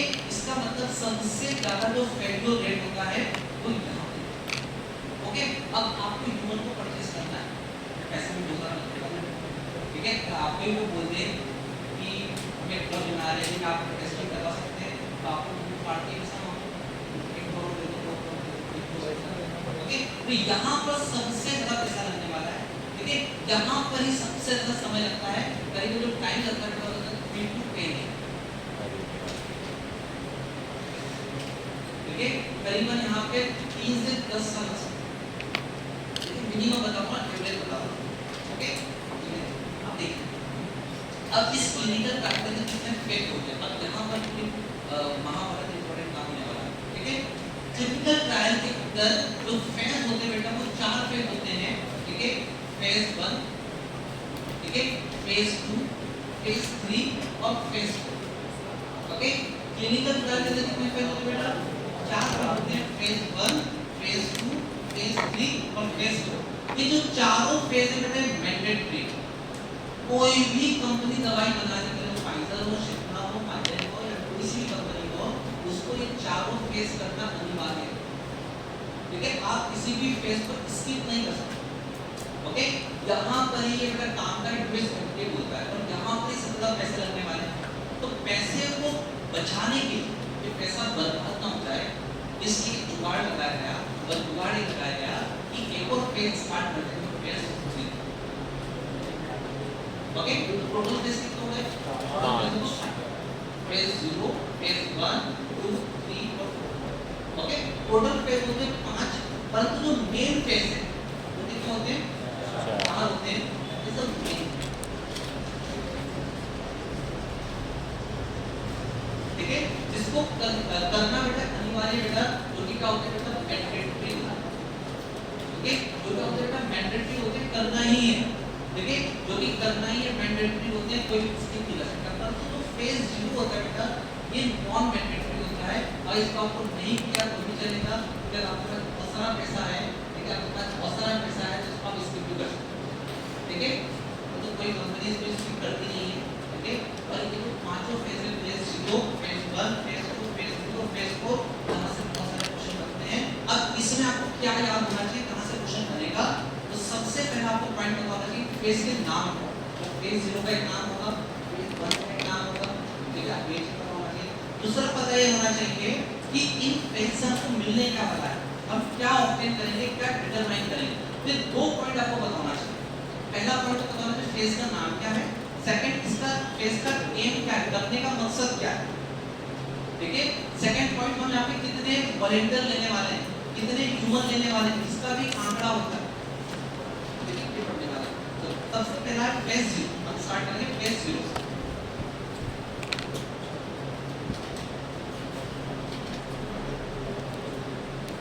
बेटा कोई भी एक्सटर्नल एग्जामिनर या कॉलेज में आपसे क्वेश्चन पूछते हैं, फेज होता है, आपको बिल्कुल बताना है कि फेज 4 होते हैं, 4 फेज मैंडेटरी होते हैं, परंतु एक फेज और होता है, उसको बोलते हैं नॉन मैंडेटरी, ठीक है। ऐसा नहीं कि 4 फेज बदल कर हो सकता है, 5 फेज होते हैं, ओके। तो टोटल फेज तो 5 होते हैं, 5 में से 4 मैंडेटरी होते हैं और एक होता है नॉन मैंडेटरी होता है, और उसका कंपनी शो कर रही है, ठीक है। चलो स्टार्ट करते हैं फेज 0, फेज 0। अब देखिए बेटा फेज 0, फेज 0, 0 का मतलब है शून्य, शून्य। इसका मतलब ये हो गया कि यहाँ पे हम जो ड्रग का कंसंट्रेशन लेने वाले हैं, क्या समझेगा, यहाँ पे जो हम ड्रग का कंसंट्रेशन लेने वाले हैं वो बहुत ही मिनिमम लेने वाले हैं, क्या समझेगा। जो आप ड्रग का कंसंट्रेशन लोगे, ठीक है, वो कितना लेने वाले हो, बहुत ही मिनिमम, बहुत ही कम लोगे, शून्य के बराबर लोगे, ठीक है। मतलब कि हम यहाँ पे एवरेज है, जो एवरेज ड्रग का कंसंट्रेशन दिया जाता है वो जाता है 10 से लेकर 20 माइक्रोग्राम, ठीक है। जो मैक्सिमम होता है बेटा वो होता है 100 माइक्रोग्राम, मैक्सिमम आप किस हद तक ले सकते हो 100 माइक्रोग्राम, परंतु एवरेज कितना लेते हैं 10 से 20 माइक्रोग्राम। आप बात को ध्यान समझना, यार बात को बहुत ध्यान समझना कि जनरली आप पैरासिटामोल खाते हो तो पैरासिटामोल का कंसंट्रेशन कितना होता है बेटा, 500 mg कितना होता है। जब आप 500 mg की टैबलेट खाते हो, जब आपको बुखार कम होगा, अगर आपको फीवर है, आप पैरासिटामोल की टैबलेट ले रहे हो, कितने की कंसंट्रेशन को कितना 500 और देखिए mg में mg से भी कम क्या होता है और माइक्रोग्राम में कितना ले लो आप, सिर्फ 10 से 20 ले लो, मतलब कि कंसंट्रेशन तो रहेगा 1/100 ड्रग कंसंट्रेशन। जो ह्यूमन डोज होगा बेटा, ओके, जो ह्यूमन डोज होगा उसका एक पार्ट आप लेने वाले हो, ठीक है। 100% कितना पार्ट होगा, सिर्फ एक पार्ट, ठीक है। पहली बात ठीक, ओके। हम जब यहाँ पे कंसंट्रेशन बहुत ही कम लेते हैं तो इस फेज का जो नाम होता है माइक्रो डोजिंग फेज या माइक्रो डोजिंग स्टडीज।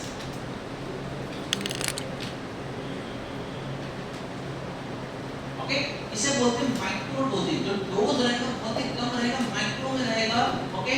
तो इस फेज 0 का जो नाम होता है माइक्रो डोजिंग स्टडीज, ठीक है। तो पहला पॉइंट आपके सामने आ चुका है इंपॉर्टेंट, इस फेज 0 का नाम है। डायरेक्ट क्वेश्चन आ सकता है फेज 0 का नाम बताइए, माइक्रो डोजिंग स्टडीज। इसको रटना नहीं, ठीक है।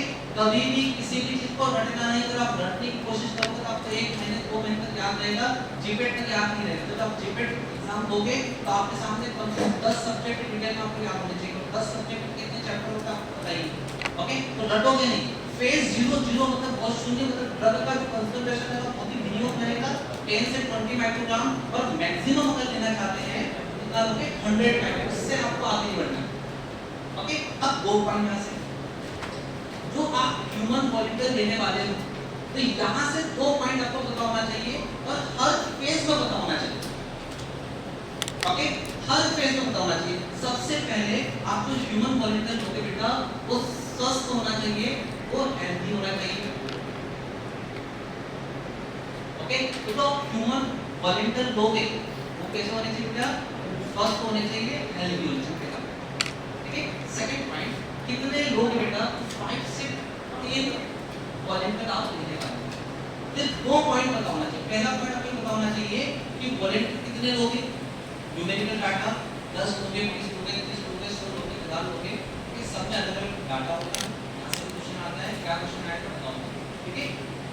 5 से 10 लोगे, ठीक है। 5 से 10 लोगों को आप कन्विंस करोगे, ठीक है। उनको कैसा करोगे, वो आपको एग्री करेंगे, तो पूरा डॉक्यूमेंटेशन करेंगे, हम एग्री हैं, दूसरे को हमारी रिस्पांसिबिलिटी है, ठीक। और वो कैसे लोगों को हेल्दी लोगों को जैसे स्वस्थ लोग। अब ध्यान समझना। अब देखिए बेटा, एक वर्ड होता है एफिकेसी। एफिकेसी का मतलब पता है, कितना एफिशिएंट, कितना काम कर पा रहा है। तो मान लीजिए पैरासिटामोल का टैबलेट खा रहे हो, और अगर आपका बुखार कम हो रहा है तो ड्रग का एक्शन आ रहा है। जब आपका बुखार कम हो रहा है तो ड्रग का एक्शन आ रहा है, मतलब इस ड्रग के अंदर एफिकेसी है, यस या नो, ओके। और एक पॉइंट ऊपर पे टॉक्सिसिटी, ओके। जैसे मान लीजिए आपको एलर्जी हो रही थी, खुजली हो रही थी, ईचिंग हो रही थी, आपने सिट्रिजिन खा ली, तो सिट्रिजिन खाने से वो जो खुजली थी, वो जो ईचिंग थी, वो बंद हो गई, तो ड्रग का एक्शन आया। परंतु उस सिट्रिजिन से आपको नींद आ गई, राइट, ओके। कभी भी एग्जाम के एक दिन पहले रात को आपको एक दिन, ओके, एक दिन के पढ़ने वाले हो और आपको कभी ईचिंग वीचिंग हो, सिट्रिजिन वगैरह खा लो तो नींद आ जाए, ओके। उसका साइड इफेक्ट, ओके।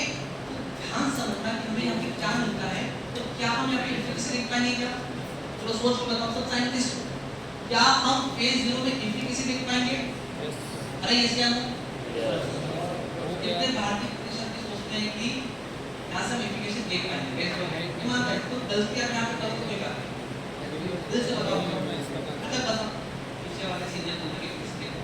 अच्छा चलो, अच्छा कितने लोग सोचते हैं कि एफिकेसी नहीं दे सकते? यस यस हो है, उसको आपका मत होगा ना, या फिर छोटा वाले को जल्दी से बाकी का देश की जनसंख्या बढ़ा रहे हो।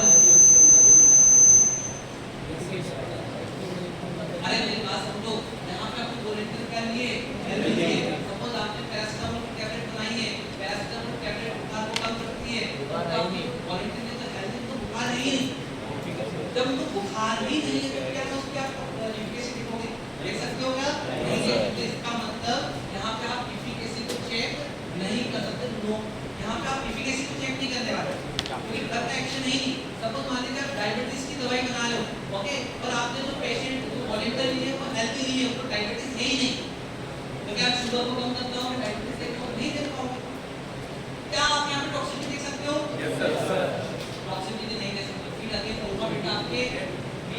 बाहर नीचे रखी हुई है, आपके ड्राइवर वेट कर रहे हैं, साइंटिस्ट को आपके ड्रग का कंसंट्रेशन कितना लिया आपने, बहुत ही कम लिया। अपन बोलते हैं ना ओवरडोज हो गया, ओके।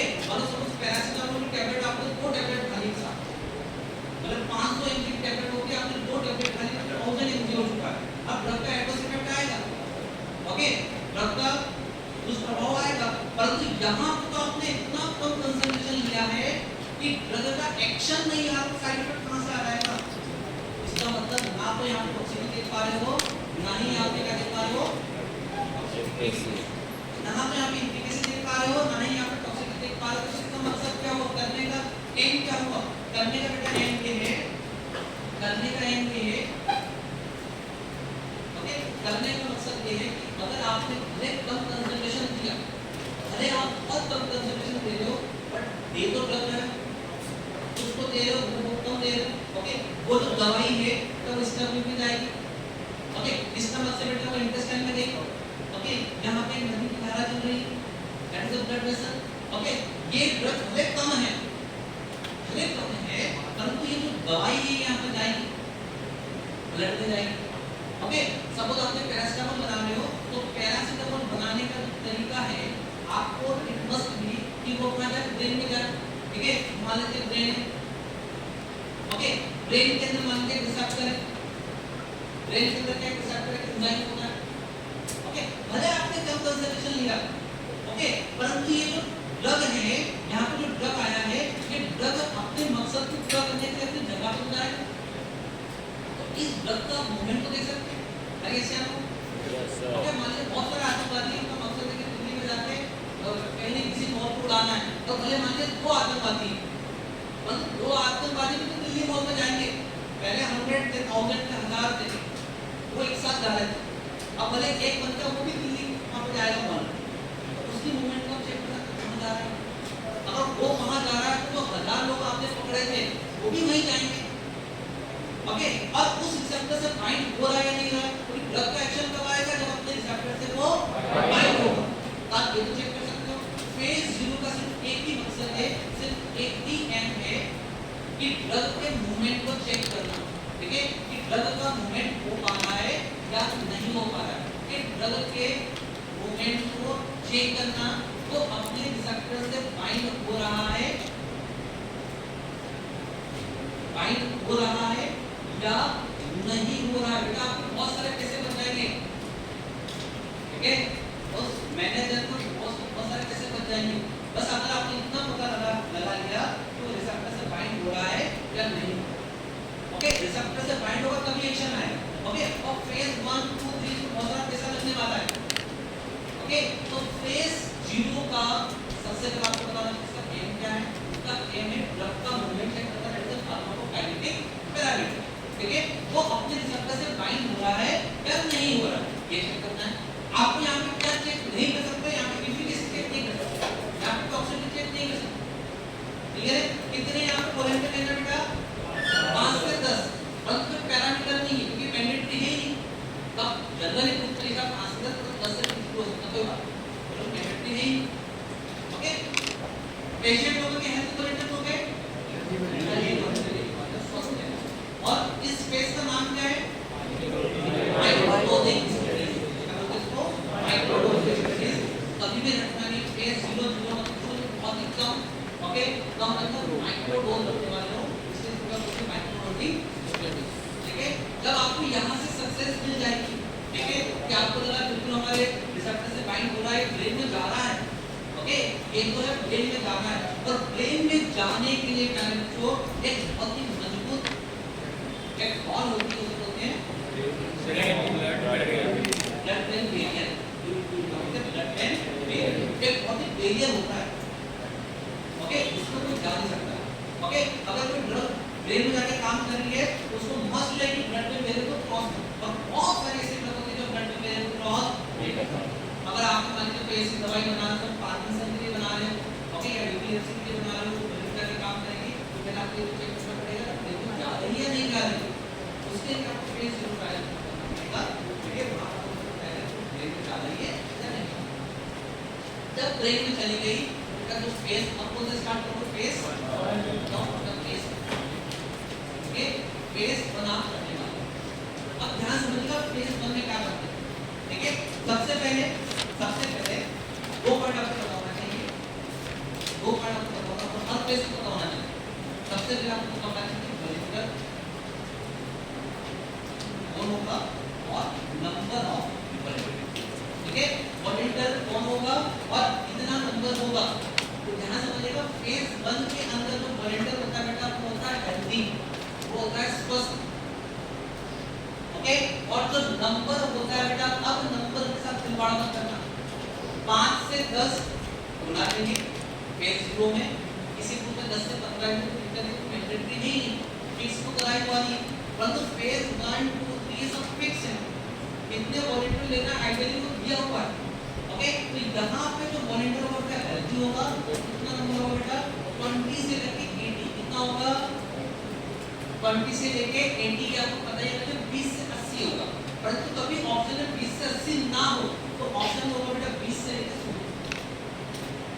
ठीक है। तो आपको ये पता होना चाहिए 20 से लेके 80 हेल्दी वॉलंटियर होते हैं। अब मैं बार-बार ये नहीं बोलूंगा कि यहां से क्वेश्चन आया था, वहां से क्वेश्चन आया था, ऑटोमेटिक समझ जाना सब इंपॉर्टेंट है, लेकिन इसका लगाने की जरूरत भी नहीं है, पूरा टॉपिक ही इंपॉर्टेंट है। 20 से 80 में लगा, ठीक है। इतना नहीं होगा काउंट है, तो फिर भी बाय चांस में देगा तो 20 से 80 में लगा, ठीक है। बाय चांस अगर 20 80 ना तो 20 100 हो सकता है, ठीक है। क्लियर है। चलो अब क्वेश्चन ऐसा नहीं आएगा बेटा, क्वेश्चन कैसा आएगा कि बताइए ऐसा कौन सा फेज है जहां पे 50 हेल्दी वॉलंटियर ले रहे हैं। आपको ध्यान रखना है 50 कहां पे आ रहा है, 20 से 80 बीच में आ रहा है, ठीक है। मान लीजिए कि एक कुछ भी बोलते हैं, कुछ भी कहानी बोलते हैं, इस तरह की डिस्कवरी करना है, इसमें हमने वॉलंटियर लिया और 200 वॉलंटियर ले तो कौन सा फेज आएगा, तो सब कुछ क्लियर हो जाएगा। आपने कितना क्लियर हो गया। तो अब मुझे बताओ क्या इस फेज में हम टॉक्सिसिटी देख सकते हैं क्या? Yes sir. क्या इम्पीडेंस देख सकते हैं?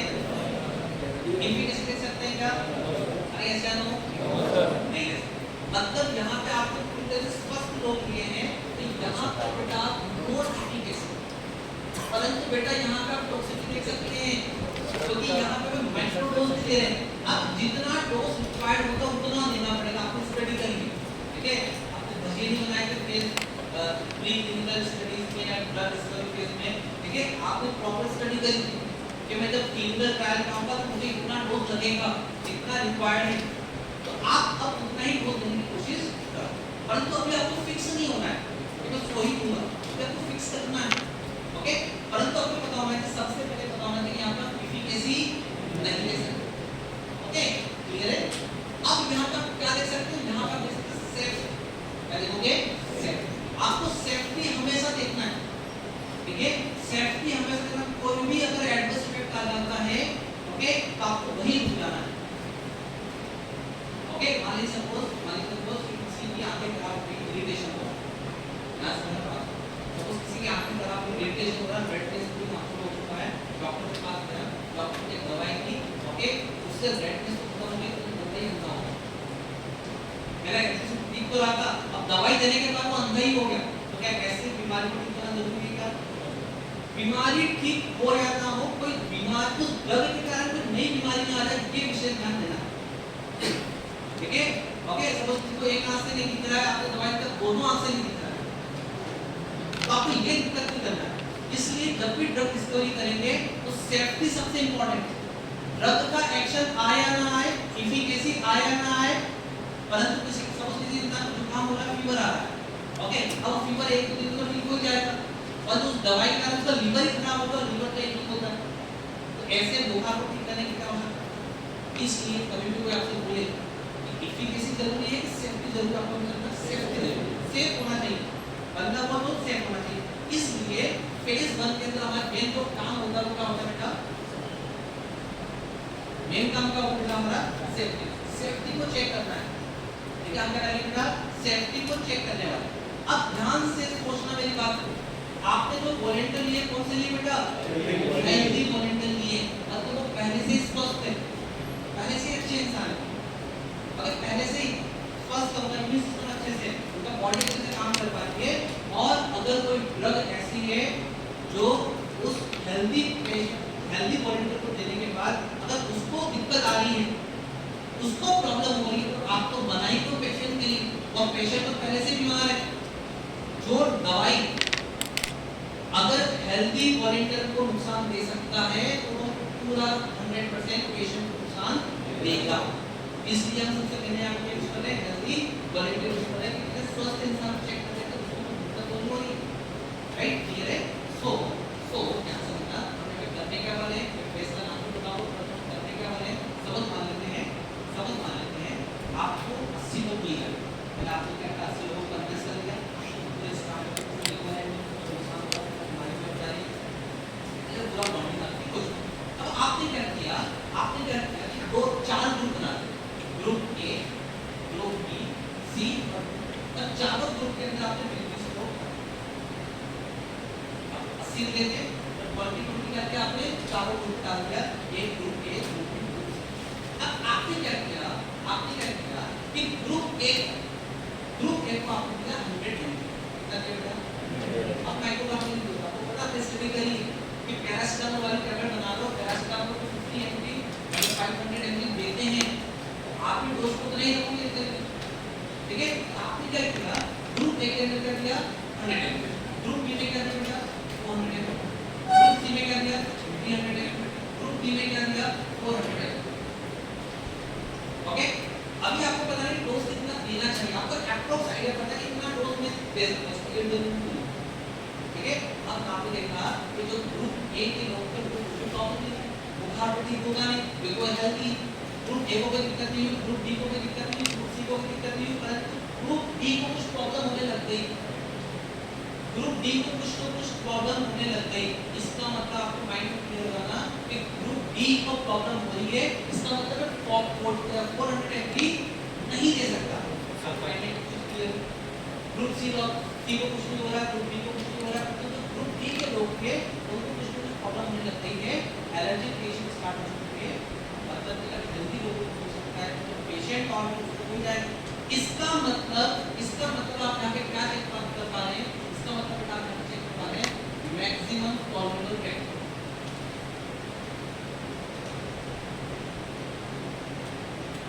आप यहाँ पे क्या चेक कर पा रहे हैं? मैक्सिमम टॉलरेबल रेट, कितना इंसान टॉलरेट कर सकता है। ओके, अब देखा होगा पुरानी मूवीज में विलन को मार रहा है, एक चाटा मारा, दो चाटा मारा, तीन चाटा मारा, 4 5 10, तो जैसे 20वां चाटा पड़ा वो उसका मैक्सिमम टॉलरेबल रेट है कि सहन करने की सीमा वही, जैसे 21वां मारा तो रेट फाइन करें। ओके, सो आपको चेक करना है कि कितना टॉलरेबल रेट होना चाहिए, तो आपको टॉलरेबल रेट कितना चेक करोगे बेटा? फेज 1 कहां चेक करोगे? फेज 1 में। ओके, आप यहां पे पूरा फार्माकोलॉजिकल पैरामीटर चेक करने वाले हो, ह्यूमन से चेक करने वाले हो, आप यहां पे सेफ्टी चेक करने वाले हो। सो बेटा इस फेज का जो नाम होता है, इसका नाम बहुत इंपॉर्टेंट है, इसका जो नाम होता है उसको बेटा human pharmacology and safety. Okay, यहां पे बेटा फेज 0 का जो नाम था माइक्रोबायोलॉजी स्टडीज था, परंतु जो फेज 1 है उसका नाम है बेटा human pharmacology and safety. Direct question आएगा कि ह्यूमन फार्माकोलॉजी सेफ्टी किसका नाम है। ओके, या फेज 1 का नाम क्या है तो आपको रटना नहीं है, 0 मतलब माइक्रोडोज, ठीक है, माइक्रोडोज स्टडीज, ठीक है। आपने ह्यूमन फार्माकोलॉजी का स्टार्ट करिए चेक करना। ओके, जो मैंडेटरी है शुरुआत में मैसेज करने वाला आइडिया नहीं। ओके, और सेकंड यहां पर क्या चेक करोगे? Majorly safety. मेजरली तो काम आपका क्या है यहां पे? सेफ्टी। आप बिल्कुल पूरी तरीके से क्या करोगे बेटा? जो हेल्दी वॉलंटियर है वहां पे आप लीवर को चेक करोगे, है ना, हार्ट को चेक करोगे, हार्ट रेट प्रॉब्लम हो रहा है, किडनी प्रॉब्लम काम कर रही है, टाइफाइड डैमेज हो रहा है, ठीक है, लीवर खराब तो नहीं हो रहा है, ठीक है, शुगर तो नहीं बढ़ रही है, हार्ट रेट कम तो नहीं हो रहा है, ब्रीदिंग रेट बढ़ तो नहीं रहा है, ऑक्सीजन बॉडी के अंदर कम तो नहीं हो रहा है, ब्रेन अच्छे से फंक्शन कर रहा है, हर चीज चेक करके वाला ए टू जेड, ठीक है। जब आपको फेज 1 में सक्सेस मिल जाएगी तो अब आप कहां जाओगे? फेज 2, ठीक है, और फेज 2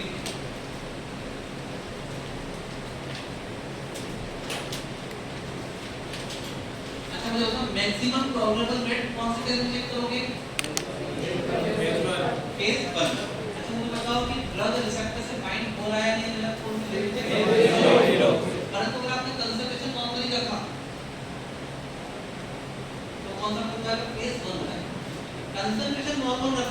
दे रहे हो आप, परंतु अगर आपने माइक्रोग्राम में अधिक कम कंसंट्रेशन लिया है तो फिर आपका आंसर आएगा बेटा फेज 0।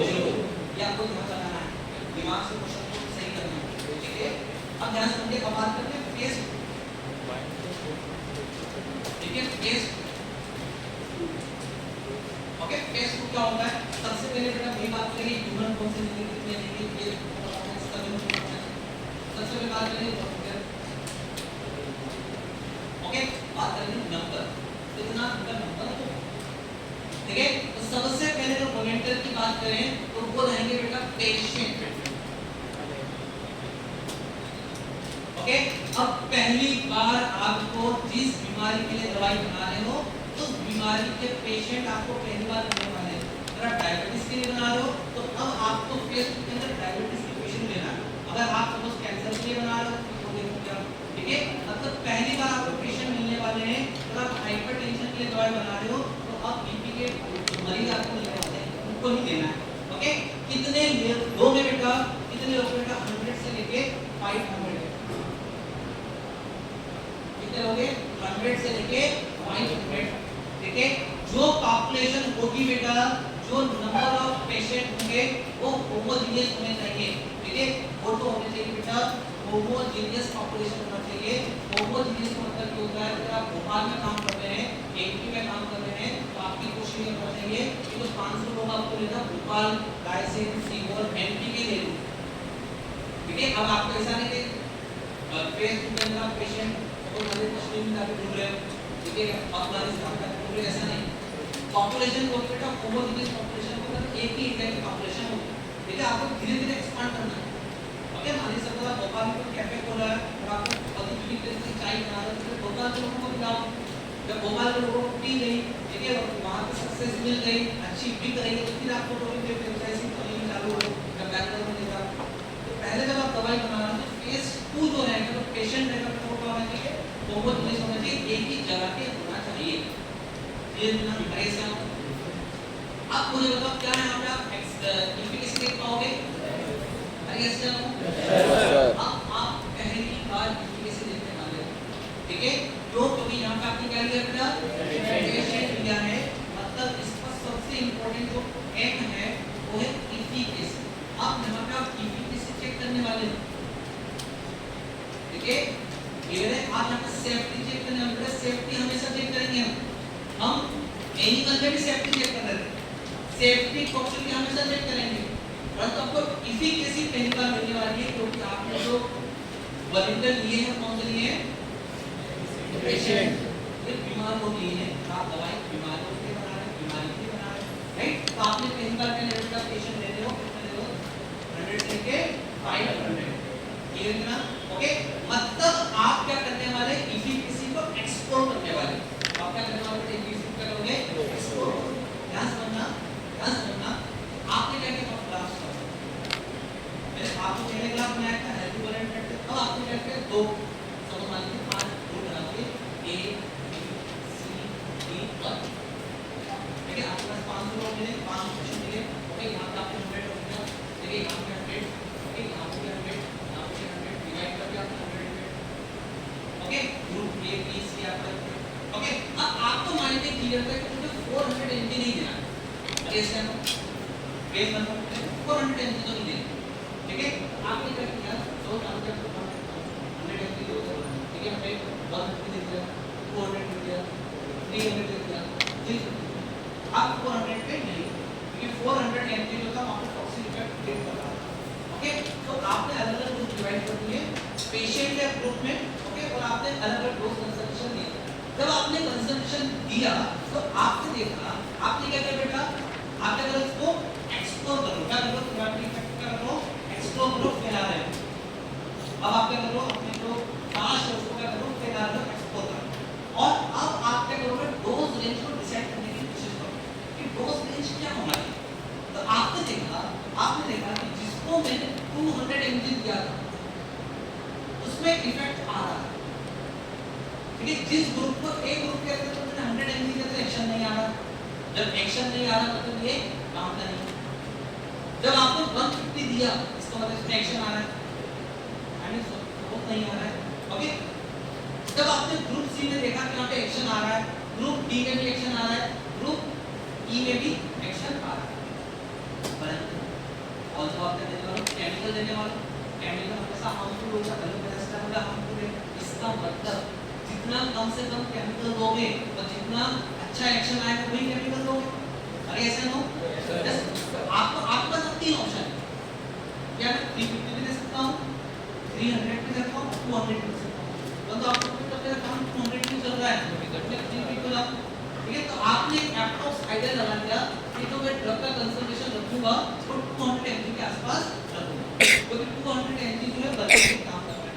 अभी आप कंफर्म नहीं हुए, अभी आपने जो सत्य को दिखेगा है, एक्सप्लोर किया है, अभी आप कंफर्म नहीं हुए, ठीक है। तो इस फेज का जो नाम बेटा, इस फेज को बोलते हैं बेटा थेराप्यूटिक, ओके, थेराप्यूटिक थेरेपी मतलब ड्रग का एक्शन, ओके, थेराप्यूटिक आपने एक्सप्लोर किया, okay, that is therapeutic exploratory and dose ranging. बेटा बहुत पॉपुलर पूरा ही टॉपिक है, ठीक है।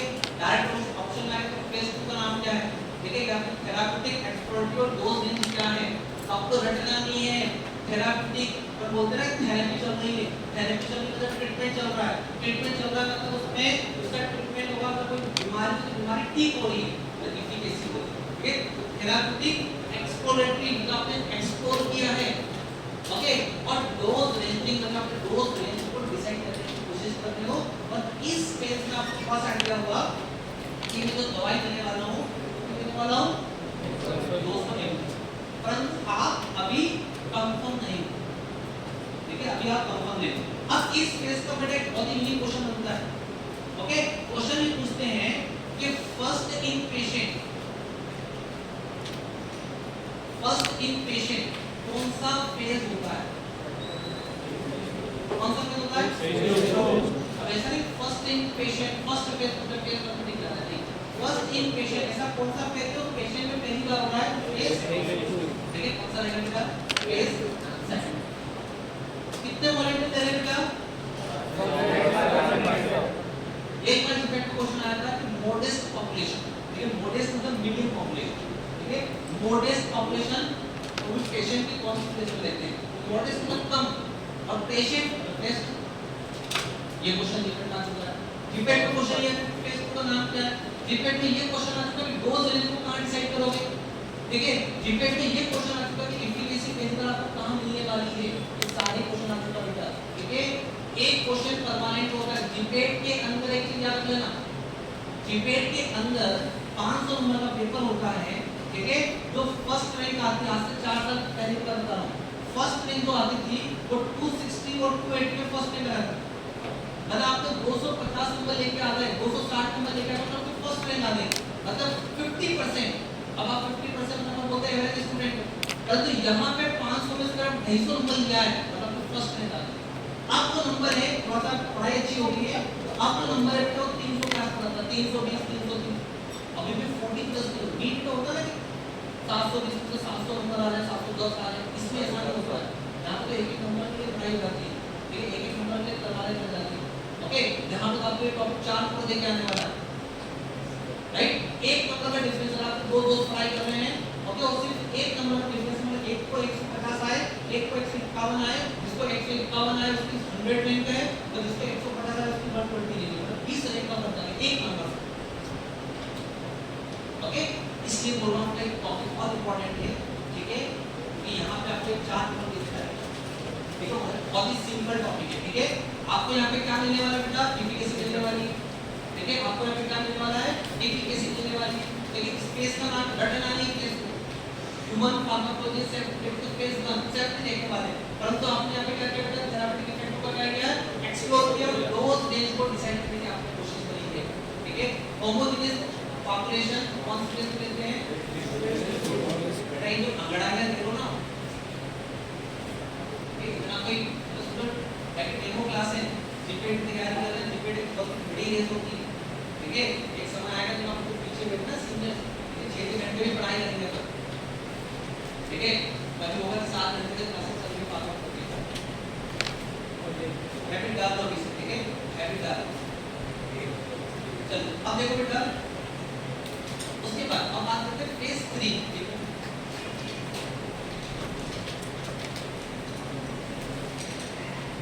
Okay, phase 3, okay phase 3, okay. अब फेज 3 के बाद मेरी बात को ध्यान से समझना कि फेज 3 के बाद जो ड्रग है वो मार्केट में आने वाली है। अगेन बताओ, फेज 3 के बाद ड्रग क्या होने वाली है? मार्केट में आने वाली है। इसका मतलब अब आपको हर चीज पे कंफर्म होना है। ओके, मान लीजिए आपका कल स्टेप डांस है, ओके, बात आती है, तो आपको हर एक स्टेप क्लियर रखना पड़ेगा, आपको कंफर्म होना पड़ेगा 100%। ठीक है, क्योंकि कल आपका शो है, कल आपकी परफॉर्मेंस है, कल आपका जीपीटी का पेपर है। फेज 3 के बाद जो ड्रग होती है वो मार्केट में आती, क्वेश्चन आता है कि कौन से फेज के बाद ड्रग मार्केट में आती है? फेज 3।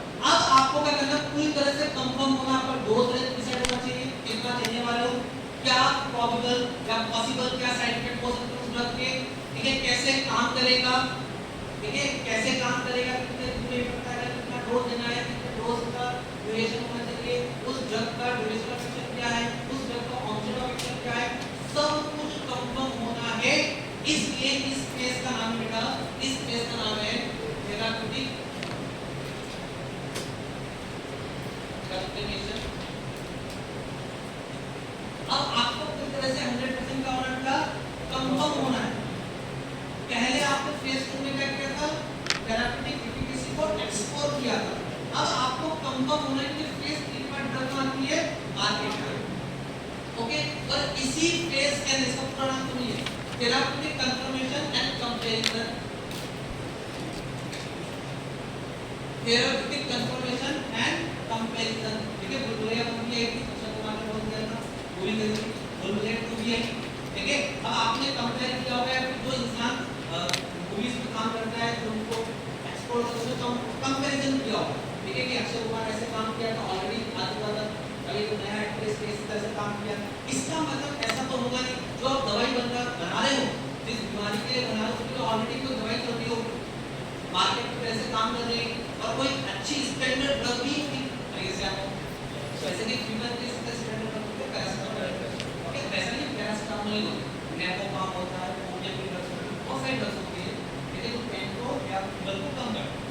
अब अगर आपने नई दवाई बनाई तो आप क्या करोगे? पैरासिटामोल से कंपेयर कौन से फेज में करते हैं? Phase 3, okay.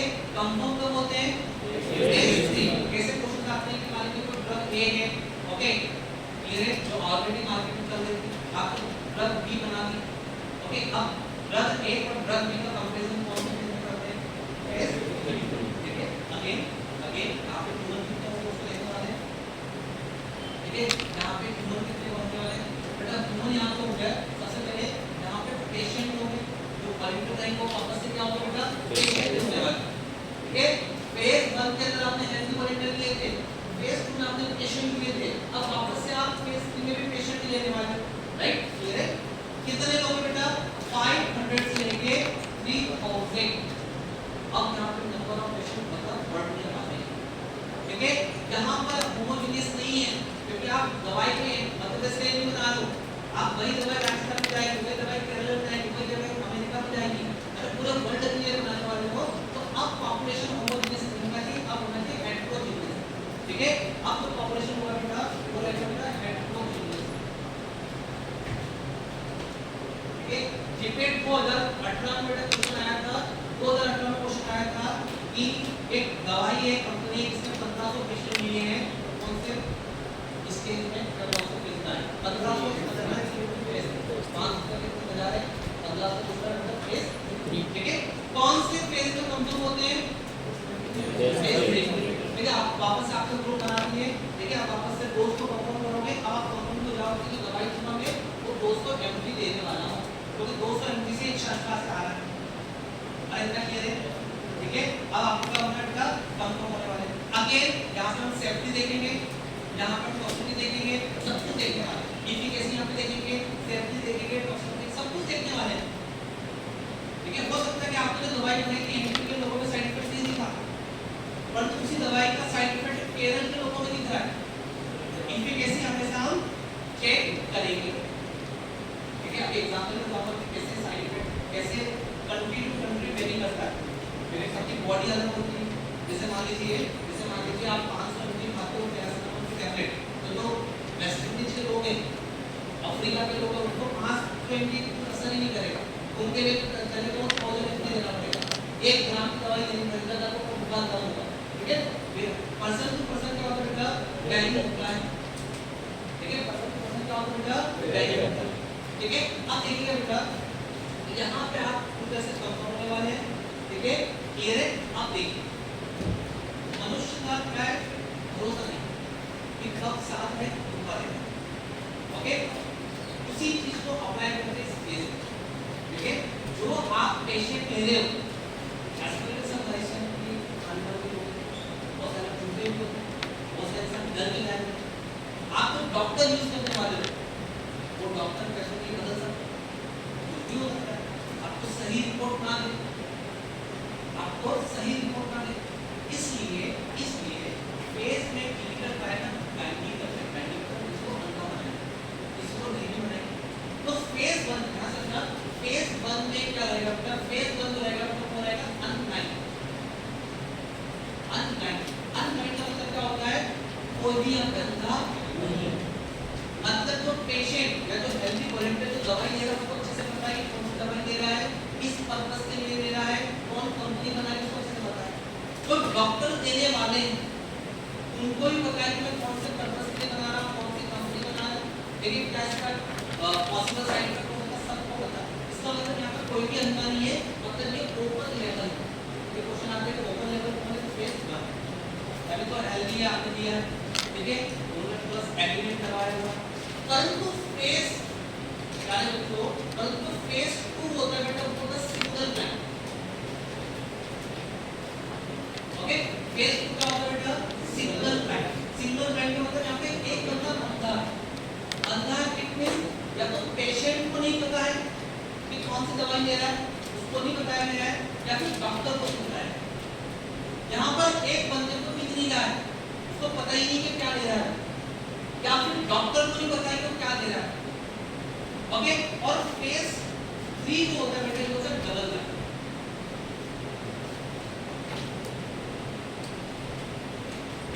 फेज 3 जो होता है वो होता है डबल ब्लाइंड। ठीक है, तो फेज 2 होता है सिंगल ब्लाइंड और मे बी एक किसी को दे रखा है, मे बी ये डबल ब्लाइंड ही होता है। ठीक है, तो दोनों चीजें आपको बता रहा हूं, सब चीजों को आपको बता रहा हूं। फेज 1 जो होता है वो होता है ओपन लेवल या अनब्लाइंड। फेज 1 जो होता है वो होता है सिंगल ब्लाइंड, और तो मे बी डबल ब्लाइंड हो सकता है। परंतु फेज 3 जो होता है वो क्या होता है बेटा, डबल ब्लाइंड। दोनों ही आते हैं, अब दोनों ही आते हैं समझते हैं क्या होता है। इसे मान लेते हैं डॉक्टर ने क्या किया, 2 टीम बना दी। ठीक है, डॉक्टर ने क्या किया, 2 टीम बना दी, टीम ए और टीम। ठीक है, टीम ए के अंदर मान लीजिए 100 पेशेंट। ओके, और टीम बी में क्या रखे 100 पेशेंट। ओके, तो सबको बीमारी है, फीवर, सबको मान लीजिए फीवर हो रहा है, क्योंकि हाई प्रेशर फीवर हो रहा है। ओके, टीम ए को अलग रखा, टीम बी को अलग। ओके, तो हमारे डॉक्टर को पता है, तो नर्स स्टाफ को जो दवाई दे उसको पता नहीं क्या करना है, बस सिर्फ इसको पता है जो डायरेक्टर है, जो हॉस्पिटल का हाईएंड में मैनेजमेंट है, तो उसको पता है, और मैं किसी को पता नहीं क्या करना है। ठीक है, तो दे रहा उसको नहीं पता है, जो डॉक्टर है, जो एमबीबीएस वाला उसको को नहीं पता कि क्या करना है। ठीक है, अब देखो सब मान लेते हैं दोनों को बीमारी है फीवर। ओके, यहाँ पर हमने क्या किया, ग्रुप ए में हमने लिखा प्लेसिबो, प्लेसिबो का मतलब है इसका ड्रग नहीं, वो टैबलेट कितनी है, वो पूरी ड्रग कितनी है, परंतु इस ड्रग के अंदर, इस मेडिसिन के अंदर क्या नहीं है, ड्रग नहीं है, जो एपीआई वो नहीं, उसे बोलते हैं प्लेसिबो। क्या बोलते हैं, प्लेसिबो। याद रखना प्लेसिबो क्या होता है, कुछ नहीं देखना, व्हाट इज प्लेसिबो। प्लेसिबो का मतलब होता है कि लाइक पैरासिटामोल की टैबलेट होती है, वो से हमको दिख रही है। ओके, परंतु उसमें पैरासिटामोल नहीं। ओके, क्लियर है। और ग्रुप बी में क्या होगा, ग्रुप बी में आपको प्रॉपर एक मेडिसिन दी है, प्रॉपर एक दवाई दी है, जिसके अंदर एपीआई भी है, जिसके अंदर एपीआई भी है, और यहाँ पर एपीआई नहीं है। देखिए यहाँ पर एपीआई नहीं है। अब कहाँ समझ, पेशेंट को नहीं पता है कि एपीआई है या नहीं, डॉक्टर को नहीं पता है कि पेट में है या नहीं, ये तो सिर्फ हायर ऑपरेटिव बॉडी को पता है। ओके, अगर मान लेते हैं डॉक्टर हायर टीम को जाके बोले तो जो ग्रुप ए के लोग थे उनका फीवर ठीक हो गया, इसका मतलब झूठ बोल रहा है। अरे ऐसा क्यों? अगर डॉक्टर ये बोले तो डॉक्टर को कैसे मिलने वाला है? सक्सेस का डॉक्टर को करोड़ों में मिलने वाला है। ओके, अब वो तो अपने मन से रिजल्ट आ सकता है। ओके, अगर वो जाके कमेटी को जाके बोल दे कि जो ग्रुप ए के लोग थे उनका 100% फीवर ठीक हो गया, इसका मतलब झूठ बोल रहा है, क्योंकि आपने तो दवाई तो दी ही थी। अगर डॉक्टर जाके बोले कि जो ग्रुप ए के लोग थे उनका फीवर ठीक नहीं हो रहा, डॉक्टर सही बोल रहा है, क्योंकि आपने दवाई दी भी नहीं थी और फीवर ठीक होना भी नहीं चाहिए, राइट? क्लियर है? कारण डॉक्टर ये बोले कि ग्रुप बी के जो लोग थे उनका फीवर ठीक नहीं हो रहा है, इसका मतलब है कि ड्रग का एक्शन नहीं आ रहा है।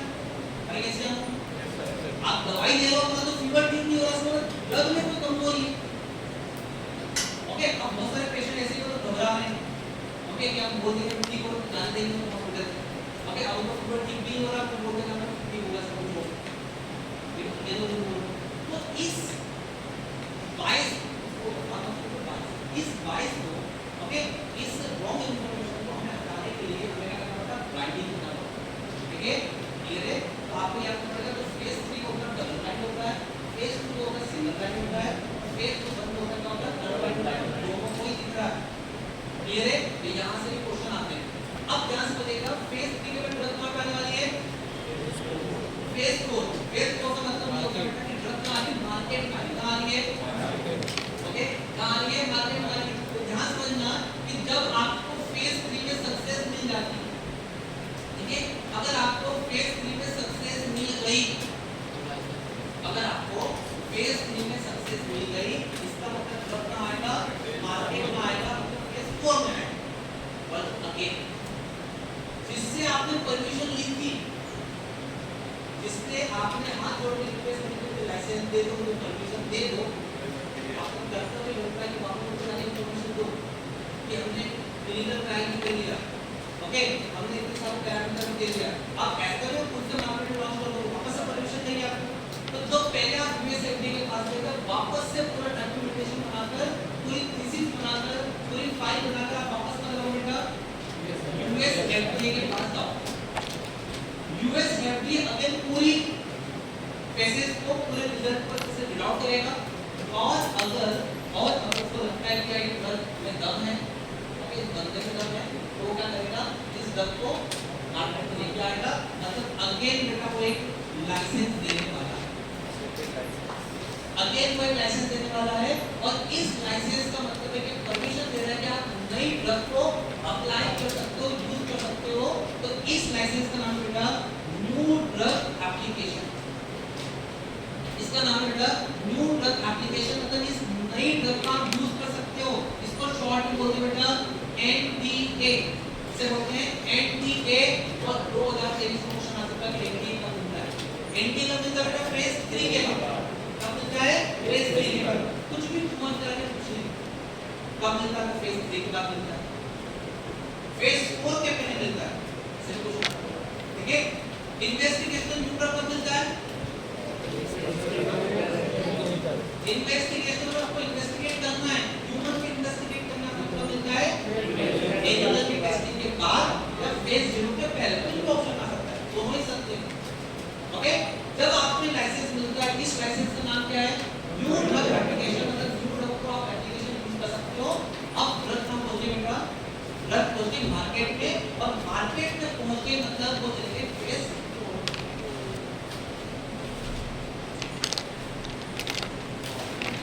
मार्केट में चली गई, मतलब जो ड्रग है बेटा वो चली गई फेज 4 में।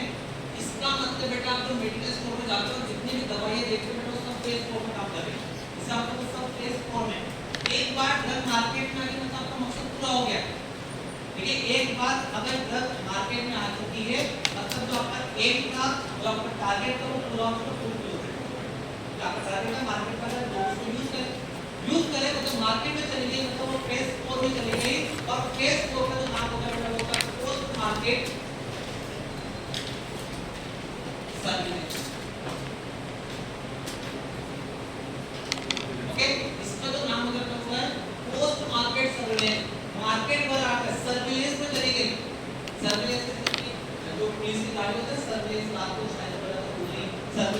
उसका चेकिंग कर रहा है, सर्वे पे है। ओके, तो ये जो ड्रग उसकी बेटा एकदम बेटा सर्विलेंस में है। ओके, अब यहाँ पर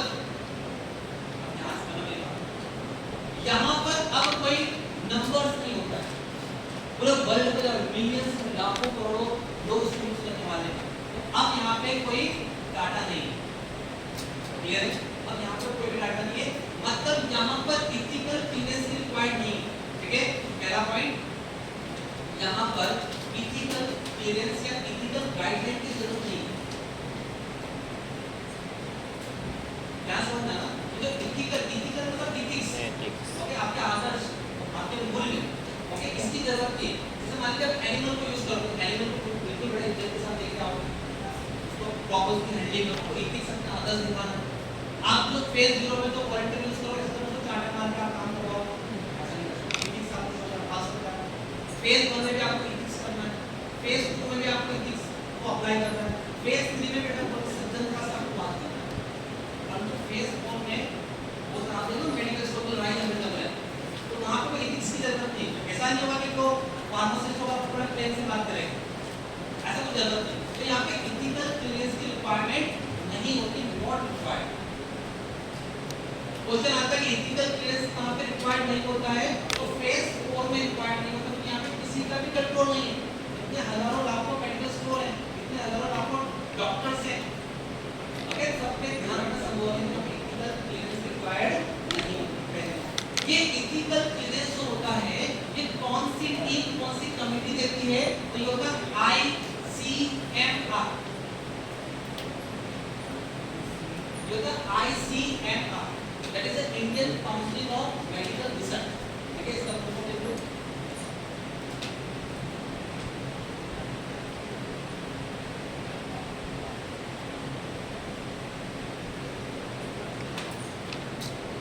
तो आपको पता होना चाहिए कि ये इथिकल क्लीयरेंस एक गाइडलाइन कौन देता है, तो गाइडलाइन देता है ICMR।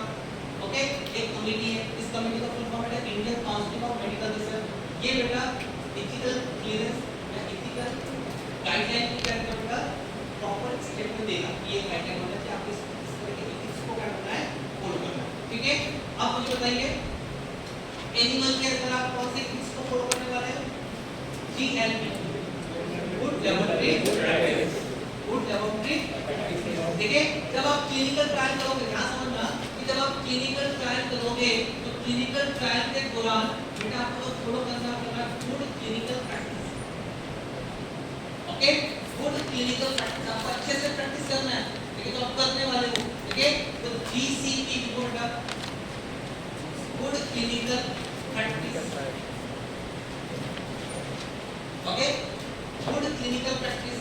ओके, तो जब आप क्लिनिकल ट्रायल करोगे, तो आप जो प्रैक्टिस करने वाले हो अच्छे से करोगे, उस प्रैक्टिस का नाम है good clinical practice. Okay, GLP rating आप फॉलो करोगे प्री क्लिनिकल स्टडीज में। क्लिनिकल ट्रायल में आप क्या फॉलो करने वाले हो बेटा, आप फॉलो करने वाले हो गुड क्लिनिकल प्रैक्टिस। क्लियर है? ये जो गुड क्लिनिकल प्रैक्टिस होता है बेटा, ये कौन देता है, तो ये देता है बेटा, ये देता ICH। ओके, कौन देगा, ICH। ICH का फुल फॉर्म है इंटरनेशनल कॉन्फ्रेंस या फिर काउंसिल ऑफ ऑर्गेनाइजेशन।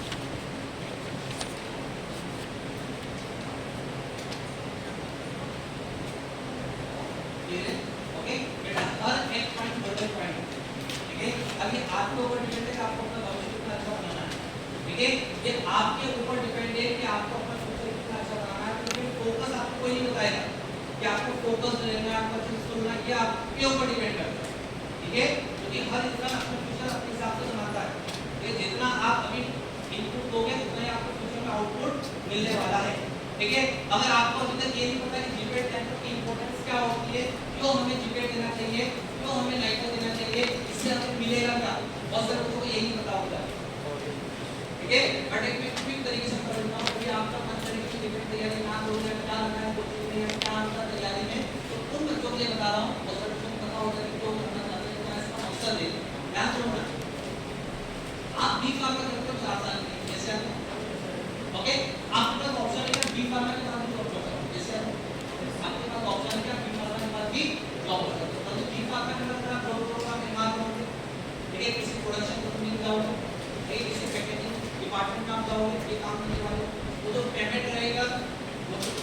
जाएगा, जो पोजीशन रहेगी वो उस हिसाब से रहेगी, जो पैसे बढ़ने वाले हैं वो उस हिसाब से बढ़ने वाले हैं, जो रेपुटेशन रहेगी वो बी फार्मा के हिसाब से रहेगी, ठीक है। और मान लेते हैं कि आपने 4 साल के बाद अगर आप जॉब कर रहे हैं बी फार्मा करने के बाद, तो करीबन आप 30 साल तक काम करेंगे। एवरेज मान लेते हैं आपको 30 साल तक काम करने वाले बी फार्मा का एवरेज आप 30 साल तक काम करना, ठीक है। परंतु अगर आपने जीपेट की तैयारी करी, जीपेट की तैयारी का मतलब होता है कि आपने एक्सट्रीम लेवल पे जाके बी फार्मा को पढ़ा है, अब उससे जो भी एग्जाम होता है नीचे होगा, नाइट का नीचे होता है, ड्रग इंस्पेक्टर नीचे होता है, ठीक है, फार्मासिस्ट नीचे होता है। मतलब अगर आपने जीपेट की तैयारी कर ली तो आप इन फ्यूचर ड्रग इंस्पेक्टर बन सकते हैं, आप कोई फार्मासिस्ट बन सकते हैं, सेंट्रल या स्टेट, आप जितने भी गवर्नमेंट वैकेंसी होती है सारे आप अप्लाई कर सकते हो, फॉर्म भर सकते हो, और फॉर्म भरने में आपका खर्चा नहीं होगा, तो आपको बी फार्मा के फॉर्म भरने वाले और वो किस्मत के भरोसे लग जाए, तो तुम आपका जीपेट तैयारी करो, किस्मत के भरोसे करो, आपकी मेहनत करें। अब मान लेते हैं कि आपका जीपेट हो गया तो 12 लाख आपको स्टाइपेंड मिलेगा, 2 साल का 2 लाख 3 लाख आपको पैसे मिलने वाले हैं, ठीक है। अब अगर आपने बी फार्म किया और बी फार्म करने के बाद एम फार्म कर रहे हो तो 2 साल और मेहनत कर रहे हो, 2 साल और मेहनत करोगे, बाकी के बाद आपने 6 साल और पढ़ाई करी। अब आपने हमें लग रहा होगा कि 4 साल पढ़ाई करी और 2 साल और पढ़ाई करी, और तो एक फायदा आपका ये है कि आपको स्टाइपेंड मिलने वाला, अगर आप बी फार्मा के बाद जो प्रॉपर पार्टनर मिलने वाला क्या बोलते हैं। अच्छा मुझे बताओ, क्या बीमारी का हमें बता दिया स्टाइपेंड बंद नहीं होगा, स्टाइपेंड बंद बिल्कुल भी नहीं हुआ। ध्यान सुनिए मेरी बात को, आपके जो संदेह हैं, जो आपकी शंका है, जो आपको ऐसे इंसानों से पता चला है जिसको कोई नहीं पता नहीं, और आप उनसे सुनोगे तो आपको हमेशा गलत ही पाओगे। स्टाइपेंड कभी बंद नहीं हुई, स्टाइपेंड बंद वहाँ पे हुई जो प्राइवेट कॉलेज, गवर्नमेंट कॉलेज में, मतलब आईसीटी, देखिए बनारस आईसीटी मुंबई यूनाइटेड सब में स्टाइपेंड प्रॉपर तरीके से मिली। स्टाइपेंड किसको नहीं मिली, तो प्राइवेट कॉलेज से उन बच्चों को नहीं मिली, और उनको क्यों नहीं मिली, क्योंकि वो बॉडी की मदद कर रहे, एक थी पीसीआई और दूसरी थी एआईसीटी, इसके मेंबर अलग, इसके मेंबर अलग। अब सोचो पीसीआई का काम क्या होता है, फार्मेसी काउंसिल ऑफ इंडिया, तो फार्मेसी पढ़ाई को ध्यान देना, आईसीटी मतलब ऑल इंडिया टेक्निकल, मतलब इंजीनियरिंग में भी ध्यान देना, फार्मेसी में ध्यान देना, पहले एग्जाम पीसीआई करवा दो, परंतु इंडियन गवर्नमेंट ने सोचा कि एक काम करते पीसीआई को काम करें, तो ये गेट नीट सब एग्जाम ये करवा दो, तो जीपेट भी करवा, ओके। अब इनका तो ये तो बेरोजगार हो गए, ओके, ये बेरोजगार हो गए, जॉब उनको मिल गई, वो काम करने लगे, तो जो भी पैसा खाता है वो खा ले, जो भी काम करना वो काम कर रहा, तो दोनों में मतभेद लड़ाई कर, तो दोनों में मतभेद चालू हो गया, ठीक है। किसी कॉलेज में फंस दिया गया, उसमें इंस्पेक्शन 2 लगा दिया, एआईसीटी के उसमें टॉप कर दिया, किसी कॉलेज में ऐसे एआईसीटी के उसमें बोलते कि हाँ बिल्कुल अच्छा पद है, पीसीआई में दुश्मनी निकालने के उसको टॉप कर, दोनों में लड़ाई चली, तो दोनों में लड़ाई करते करते करते वो कोर्ट में चली गई। जब लड़ाई कोर्ट में चली गई तो पीसीआई ने बोला कि सर हमको ये दो सरकार, जब हम ही कर रहे हैं, पीसीआई का नॉलेज हमें पास है, हम एम फार्मा वाले बी फार्मा वाले बच्चे हैं, इनको कुछ नहीं पता, फार्मेसी का इनको कोई नहीं पावर, 2 साल तक लड़ाई कर, और 2 साल की जब लड़ाई होगी, आपके घर में अगर लड़ाई होगी तो सारी चीजें रुक जाएगी, जो परिवार को भाइयों की लड़ाई करती, कोर्ट में लड़ाई करती, नुकसान होने वाला, बच्चों का नुकसान होगा, तो उस चक्कर में नुकसान किसका हुआ, बी फार्मा के बच्चों। अब प्राइवेट कॉलेज की यूनिवर्सिटी बच्चों को, प्राइवेट यूनिवर्सिटी के बच्चों को स्कॉलरशिप नहीं मिली, तो वो इकट्ठी अब रेगिस्तान गाइडलाइन आ चुका है, क्योंकि कोर्ट में पीसीआई केस दे चुका है। हमारे टाइम में जीपेट की एग्जाम होती थी वो 28 जनवरी फिक्स था, हमको पता है 28 जनवरी में पेपर देंगे, अब डेट होती है, डेट फिक्स नहीं, अब हर एग्जाम डिले हो रही है, लेकिन वो पूरे गवर्नमेंट में लड़ाई कर रहा है, ठीक है। तो लास्ट पॉइंट मैंने लिखो कि जो फेज 4 होता है, लास्ट पॉइंट लिखो, जो फेज 4 होता है बेटा, ध्यान से जो फेज 4 होता है, इसमें आपने सुना कि ड्रग बैन करती है, ड्रग बैन कब होगी, जब मार्केट में सभी ड्रग की बैन होती है, तो फेज 4 के अंदर जो ड्रग होती है बेटा वो बैन हो जाती है, क्योंकि अगर कोई ऐसी टॉक्सिसिटी जो हमने अभी तक नहीं दी थी, जिसे बोलते हैं हिडन टॉक्सिसिटी, अभी तक ऐसी दवाई थी या दवाई का ऐसा नुकसान था जो अभी तक हमें पता नहीं चला, और मान लीजिए जापान में जाकर नुकसान दे गया, उसे बोलते हैं हिडन टॉक्सिसिटी,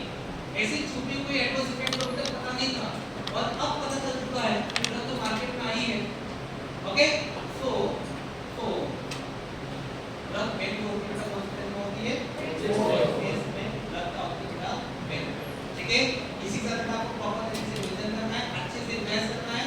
मैं 5 क्वेश्चन बेटा प्रैक्टिस के लिए ग्रुप में डालने वाला हूं, परंतु उन्हीं बच्चे क्वेश्चन को सॉल्व करने पहले के बाद रिवीजन कर, ऐसे नहीं कि पूरे क्वेश्चन देते फिर आप रिवीजन कर लो, डायरेक्ट नहीं लगा। पहले अच्छे से पढ़ना, डाटा आज में पढ़ा अच्छे से पढ़ना, फिर उन 5 क्वेश्चन को टिक लगाने की या प्रैक्टिस करने की कोशिश करना। अगर आपसे बंद है तो सब लगा देना, ठीक है, मैं समझ रहा हूं आपसे बंद है तो समझना है, ठीक है, इतना क्लियर है?